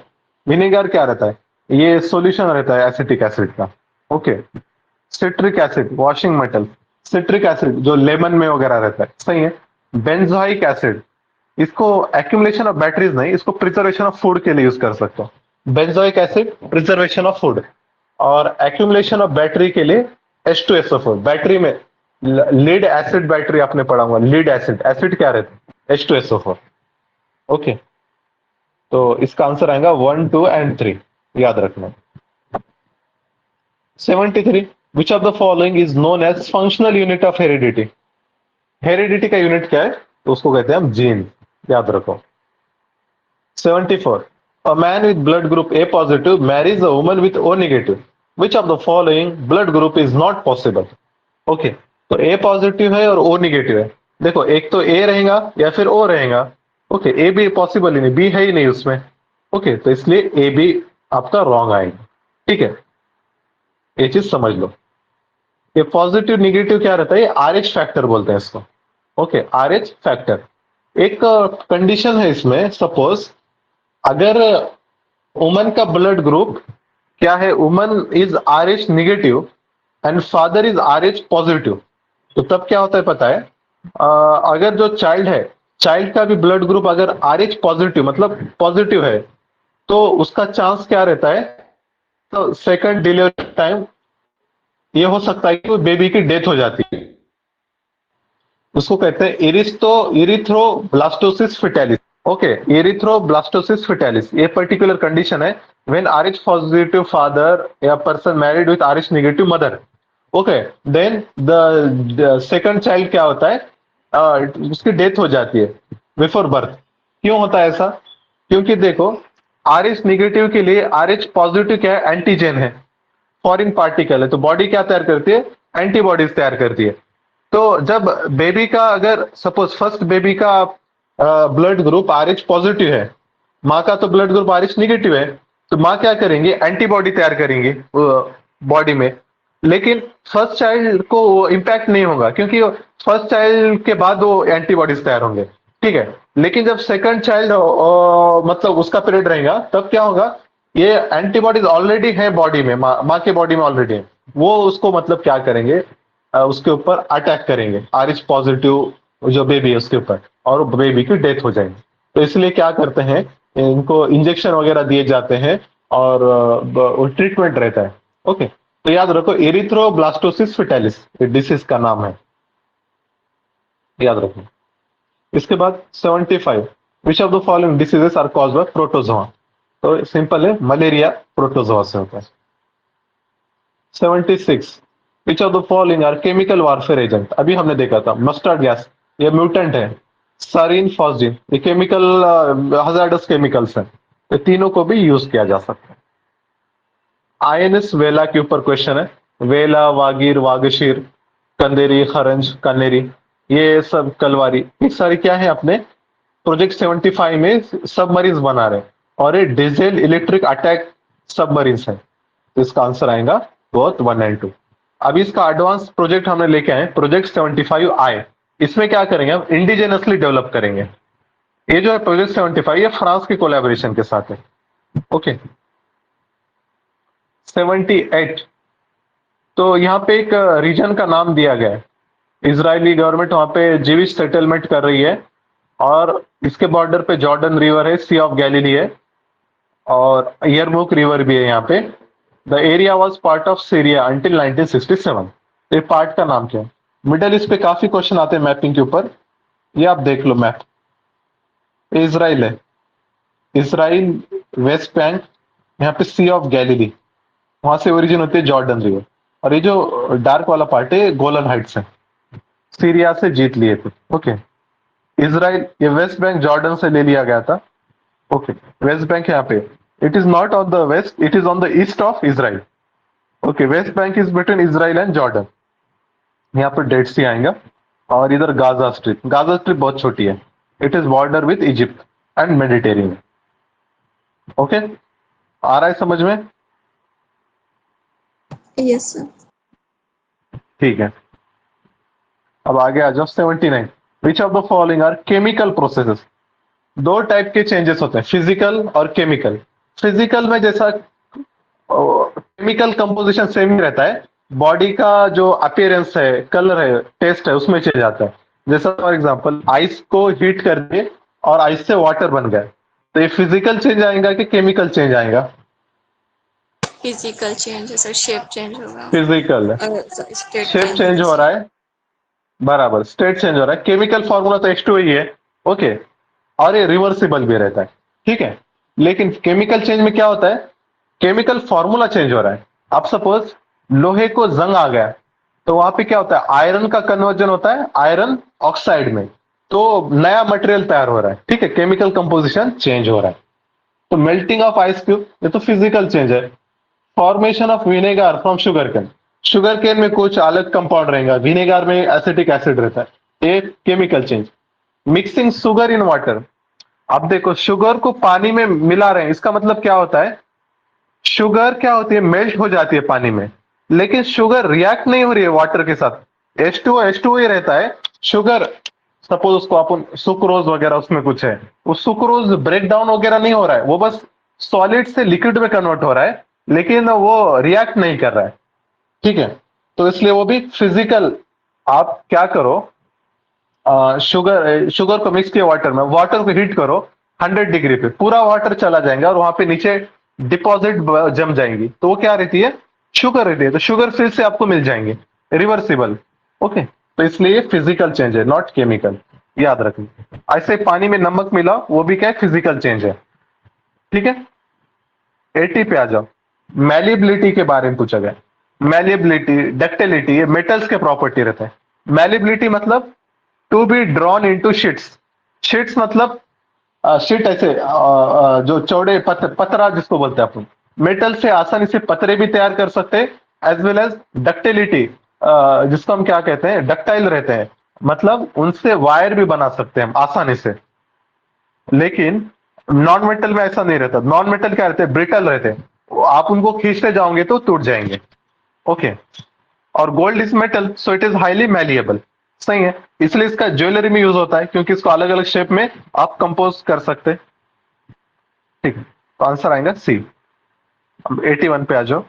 Which of the following enzyme of digestive system breaks down starch into sugar? Starch को ब्रेक करना है शुगर में, तो ये करता है सलाइवरी अमाइलेज। जो एनिमल्स में क्या रहता है, जो फैट वगैरह स्टोर होते हैं स्टार्च में रहते हैं, गेहूं ज्वारी हम खाते हैं तो स्टार्च में रहता है, उसको ब्रेक करना रहता है शुगर में, ग्लूकोज में वगैरह, तो इसलिए सलाइवरी अमाइलेज रहता है, वो करता है। डीप वेब के ऊपर क्वेश्चन है, डीप वेब के बारे में कौन सा स्टेटमेंट सही है? स्टेटमेंट बी रीड करो। It refers to those parts of the world wide web whose contents are not indexed by standard web search engine। मतलब डीप वेब मतलब ऐसी चीजें, अगर आप सर्च कर रहे हो नॉर्मल इंटरनेट पे, वो नहीं मिलेगा आपको, ओके।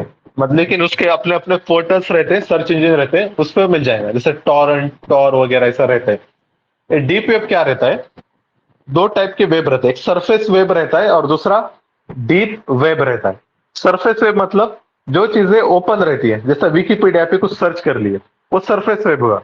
डीप वेब क्या रहता है, इसके लिए सिक्योरिटी क्रेडेंशियल चाहिए आपको। जैसा मुझको अपने मेल पढ़ना है, तो मुझको मेल आईडी, मेरा पासवर्ड एंटर करना पड़ेगा, या मेरे को ऑनलाइन बैंकिंग करना है, मेल आईडी पासवर्ड, वो दूसरों के लिए एक्सेसिबल नहीं रहता, वो पर्टिकुलर प्लेटफॉर्म पे यूजर ऑथेंटिकेशन से आप यूज कर सकते हैं। तो जो डीप वेब रहता है ना, ये अच्छा भी रहता है, बुरा भी रहता है। अच्छा मतलब जैसा जीमेल, इंटरनेट बैंकिंग वगैरह ये चीजें, और एक रहता है इसका ही एक पार्ट, डार्क वेब कहते हैं। डीप वेब का एक कंपोनेंट रहता है डार्क वेब। डार्क वेब में क्या होती है, पूरी इलीगल एक्टिविटीज, जैसा ड्रग स्मगलिंग करना है, आर्म्स ट्रेड करना है, ह्यूमन ट्रैफिकिंग करना है, ऐसी चीजें कहाँ पे होती है, डार्क वेब पे होती है, ओके, याद रखो इसको। 83 पे आ जाओ। मेडिसिन और उसके फंक्शंस दिए हैं।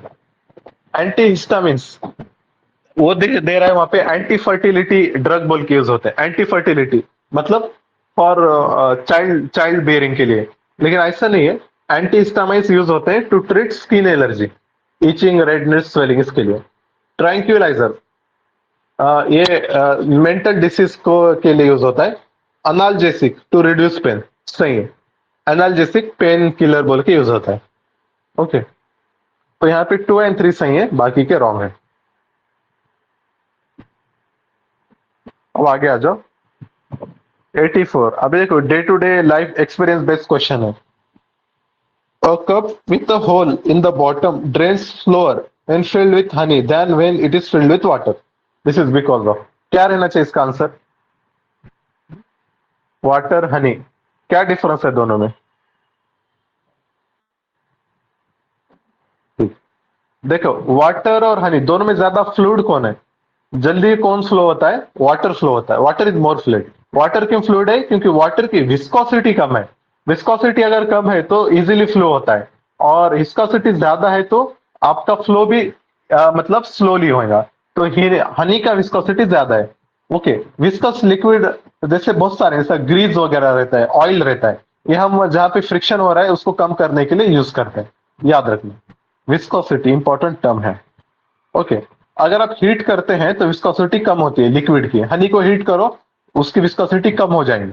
लेकिन अगर गैस की बात करें, गैस को अगर हीट करो तो विस्कोसिटी बढ़ जाती है। गैस को हीट कर रहे तो विस्कोसिटी बढ़ जाती है। क्यों बढ़ेगी? क्योंकि गैस को हीट करे तो उसके जो मॉलिक्यूल्स एक दूसरे से टकराएंगे, बहुत ज्यादा टकराते हैं, तो जिसकी वजह से उसकी विस्कोसिटी बढ़ जाती है। ओके, याद, फ्लो को रेजिस्टेंस होता है। ठीक है, तो आगे आ जाओ। 85, which of the following disorders are of the circulatory system? जो ब्लड सर्कुलेशन हो रहा है उससे related. High blood pressure, obvious है, ब्लड सर्कुलेशन से रिलेटेड है।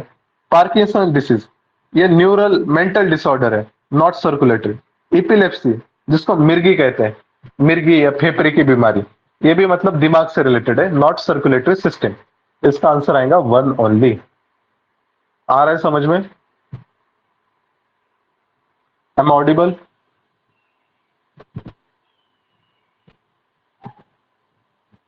Hello, I am audible to you? जी जी सर जी, यू आर ऑडिबल। ठीक है, ठीक है, चलो अब आगे बढ़ते हैं।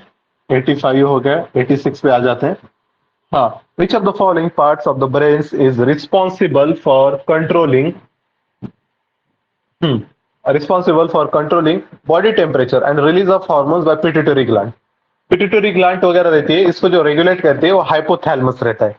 ओके, जैसा for example body temperature control, summer चल रहा है, बहुत गर्मी हो रही है, तो अब क्या होगा, बाहर 40-45 डिग्री सेल्सियस टेम्परेचर है, तो बॉडी को तो टेम्परेचर मेंटेन करना है 37, तो बॉडी क्या करेंगी? स्वेटिंग स्वेटिंग करती है ज्यादा। तो स्वेटिंग का एक्टिवेट करने का काम कौन करता है? या हाइपोथैलेमस एक्टिव होता है। हाइपोथैलेमस सिग्नल देता है पिट्यूटरी ग्लैंड को, फिर पिट्यूटरी ग्लैंड क्या करती है? बॉडी को मतलब कंट्रोल करती है, मतलब इंक्रीज ब्लड फ्लो होता है आपके ब्लड वेसल से, और इसी तरीके से स्वेटिंग भी ज्यादा हो जाती है, तो उससे बॉडी का टेम्परेचर फिर से नॉर्मलाइज हो जाता है। ओके, याद रखना इसको। 87, एक टर्म है प्रीबायोटिक्स। प्रीबायोटिक्स मतलब food ingredients that encourage the growth of beneficial gut bacteria.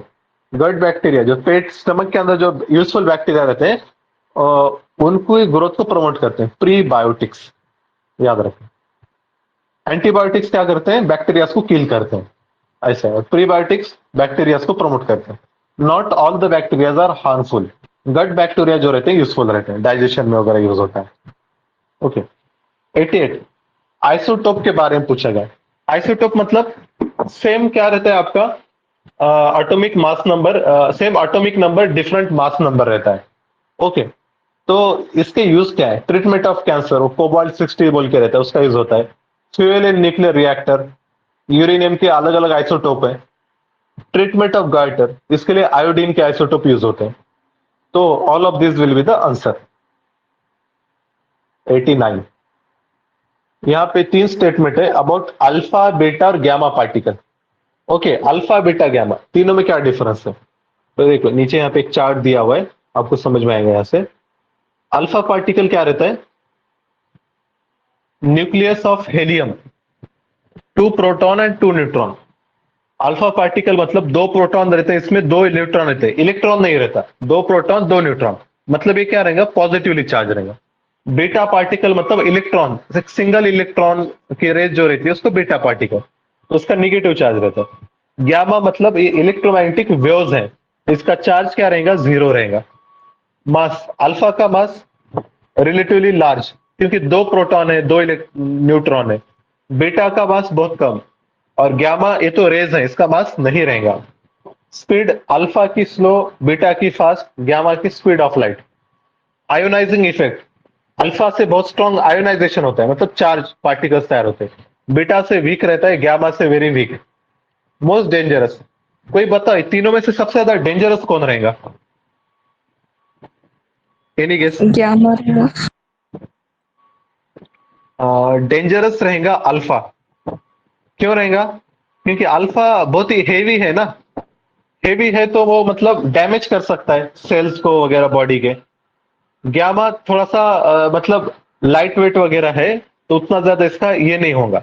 लेकिन अगर लेकिन अगर हमको पूछा जाए पेनिट्रेशन पावर सबसे ज्यादा किसकी है, तो पेनिट्रेशन सबसे ज्यादा किसका होगा, जो सबसे ज्यादा हल्का रहेगा, सबसे ज्यादा तेज रहेगा। तो ग्यामा की पेनिट्रेशन पावर सबसे ज्यादा है, अल्फा की पेनिट्रेशन पावर कम है। ओके, याद रखिए इसको। ठीक, तो अल्फा बीटा गैमा ये तीनों के बारे में हमने पढ़ लिए। अब स्टेटमेंट पढ़ो, अब आपको आंसर आएंगे। अल्फा के बारे में क्या है, अभी हमने देखा था पॉजिटिवली चार्ज है, तो स्टेटमेंट 2 अल्फा का है और बीटा वाला स्टेटमेंट 1 है, स्वैप किया है उसने बस। और gamma ray weightless packets of energy that can cause damage to cell structure. Sorry, मेरे को भी लग रहा है गैमा ही ज्यादा डेंजरस होगा, सेल स्ट्रक्चर को डैमेज भी बता रहा है। ठीक है, तो वो डेंजरस का थोड़ा सा मैं चेक करके बताता हूँ इंशाल्लाह मोस्ट डेंजरस कौन है। लेकिन याद रखना पेनिट्रेशन पावर सबसे ज्यादा गैमा की है। ओके, याद रखो इसे। तो 89 का answer 3 only. 90, which of the following organs help in eliminating excretory elements in human body. तो देखो किडनी, किडनी वाटर वगैरह जो फिल्टर होता है किडनी तो करता है। लंग्स, एयर फिल्टर का काम लंग करता है। लिवर, लिवर फूड डाइजेशन वगैरह। स्किन, स्किन भी अपना स्वेटिंग वगैरह करते हैं, उससे भी एक्सक्रीटरी एलिमेंट्स निकलते हैं। तो इसका आंसर आएगा ऑल ऑफ दिस। ओके, अब आगे आ जाओ question number 91। Which of the following parts of circulatory system carry the oxygenated blood. Oxygenated मतलब प्यूरिफाइड ब्लड कौन लेकर जाता है? अभी हमने देखा था कुछ देर पहले कि आर्टरी क्या करते हैं, वो प्यूरिफाइड ब्लड लेके जाते हैं, और वेन्स क्या करते हैं, इम्प्योर ब्लड लेकर जाते हैं हार्ट के पास। लेकिन अब यहाँ पे क्वेश्चन क्या है, पल्मोनरी आर्टरी, पल्मोनरी वेन और लेफ्ट वेंट्रिकल। अब इसमें कैसा करें, अब थोड़ा सा पता रहना चाहिए। पल्मोनरी, पल्मोनरी अगर ये वर्ड आता है तो याद रखना फंक्शन अपोजिट रहेगा। पल्मोनरी आर्टरी क्या करेंगी, इम्प्योर ब्लड लेके जाएंगी, और पल्मोनरी वेन प्योर ब्लड लेके जाएंगे। ऐसा क्यों होता है, तो अब ये फोटो देखो समझ में आएगा। ये अपना हार्ट, हार्ट का स्ट्रक्चर है। ठीक है, हार्ट में क्या रहता है, 4 कंपोनेंट है। Right atrium, right ventricle, left atrium, left ventricle. अब क्या होता है, बॉडी में ब्लड तुम्हारा सर्कुलेशन हो गया पूरा, उसका यूज हो गया। अब वो जो इम्प्योर ब्लड है वेन्स के थ्रू आ रहा है हार्ट में, तो ये कहां से आएगा, इससे आएगा, ये वेन्स के थ्रू आ रहा है, राइट एट्रियम में आता है।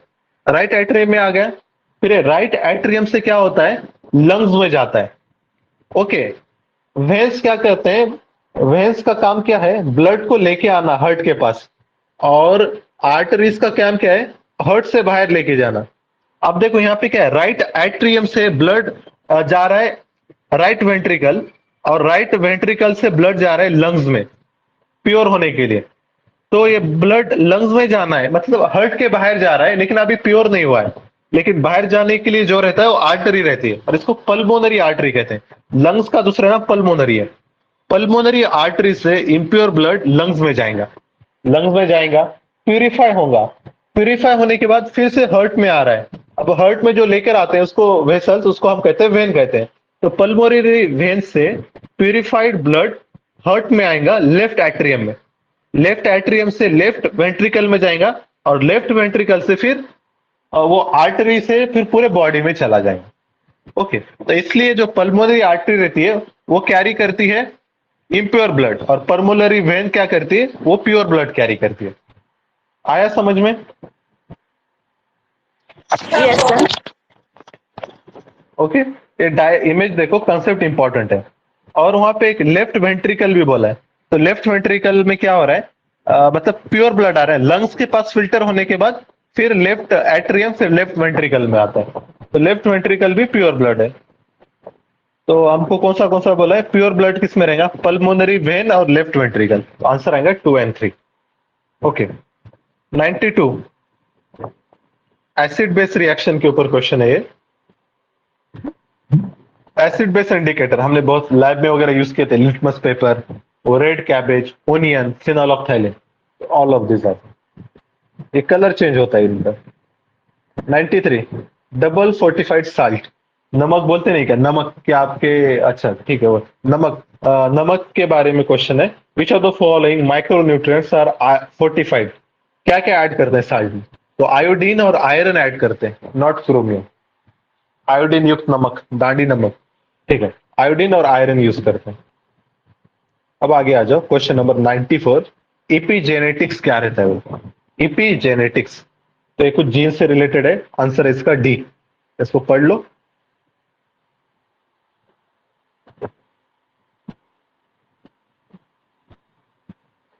जीन एक्सप्रेशन में चेंज हो रहा है, जीन में चेंज नहीं हो रहा है लेकिन जीन एक्सप्रेशन में चेंज हो रहा है, तो उसको इपीजेनेटिक्स कहते हैं। कुछ कंसेप्ट है बायोलॉजी की, ज्यादा डेप्थ में जाने की जरूरत नहीं, बस पढ़ लो। 95 स्टेम सेल्स के ऊपर है। स्टेम सेल ऐसे सेल रहते हैं बॉडी के जिनको हम अनडिफरेंशिएटेड सेल्स भी बोलते हैं। इससे हम बॉडी के दूसरे पार्ट्स बना सकते हैं। ओके, तो स्टेटमेंट 1 सही है, और स्टेटमेंट 2 देखो बहुत ही नैरो है, they are only found inside embryo, ऐसा नहीं, बॉडी के हर पार्ट में मिलते हैं। तो आंसर इसका है 1 ओनली। और लेकिन जो एम्ब्रायो में मिलते हैं उनका वो मल्टीपोटेंट रहते हैं, मतलब उससे कई सारे टाइप के ऑर्गन्स हम तैयार कर सकते हैं। 96 एमआरआई के ऊपर, आपने कई बार किया भी होगा, एमआरआई, सिटी स्कैन, एक्सरे, ये तीनों तरीके हैं बॉडी को स्कैन करने का। एमआरआई में क्या होता है, वो बोला है कि एक्सरे का यूज होता है, एक्सरे का यूज नहीं करते, ये मैग्नेटिक फील्ड का यूज होता है। Okay, X-rays, MRI scanning use X-rays in the magnetic field to produce images of body part. X-ray नहीं, सीधा डायरेक्टली मैग्नेटिक फील्ड यूज होती है। दूसरा क्या है, MRI scanning can not produce pictures of bone, computerised tomography can produce, ऐसा नहीं, MRI से भी पिक्चर ऑफ बोन मिलता है। Third, jewellery and other wearable metallic accessories are not allowed during MRI, सही है, क्योंकि एमआरआई में मैग्नेटिक फील्ड का यूज हो रहा है ना, तो अगर ज्वेलरी वगैरह रहेगा तो फिर वो क्या होंगी, वो मतलब मैग्नेटिक फील्ड डिस्टर्ब हो जाएंगी। ओके, तो ये अलाउड नहीं रहता एमआरआई। एमआरआई की मशीन वगैरह आपने देखे होंगे, और इस गोल टाइप की मशीन रहती। 97 वाइड फाई कम्युनिकेशन क्या है, तो इसका आंसर है वाइड फाई का आंसर बी है। It refers to use of unused और underused portion of broadband frequencies for communication. Use underused portion of broadband, जो बैंड स्पेक्ट्रम आप यूज नहीं कर रहे उसका यूज करना, उसको वाइड फाई कहते हैं कम्युनिकेशन के लिए। ओके, टोटिपोटेंसी, ये भी स्टेम सेल से रिलेटेड है। कोई ऐसे स्टेम सेल जिससे बॉडी का हर पार्ट हम बना सकते हैं, उसको कहते हैं टोटिपोटेंट। ओके, आंसर ए है। जैसा आपका जो जाइगोट रहता है वो टोटिपोटेंट है, बॉडी का हर पार्ट उस जाइगोट सेल से आप बना सकते हैं। एम्ब्रायो सेल्स मल्टीपोटेंट रहते हैं। 99 वॉशिंग सोडा के ऊपर क्वेश्चन है। वॉशिंग सोडा को ही हम सोडियम कार्बोनेट कहते हैं, Na2CO3। तो इसमें क्या बोल रहा है, sodium chloride is used in manufacturing of washing soda. Sodium chloride में सोडियम है, वॉशिंग सोडा में भी सोडियम है, तो ऑब्वियसली सोडियम वो यूज होता होगा। It is used as cleaning agent, बराबर है, वॉशिंग सोडा उसलिए तो नाम है इसका। It is use for removing the permanent hardness of water, अभी देखा था हमने।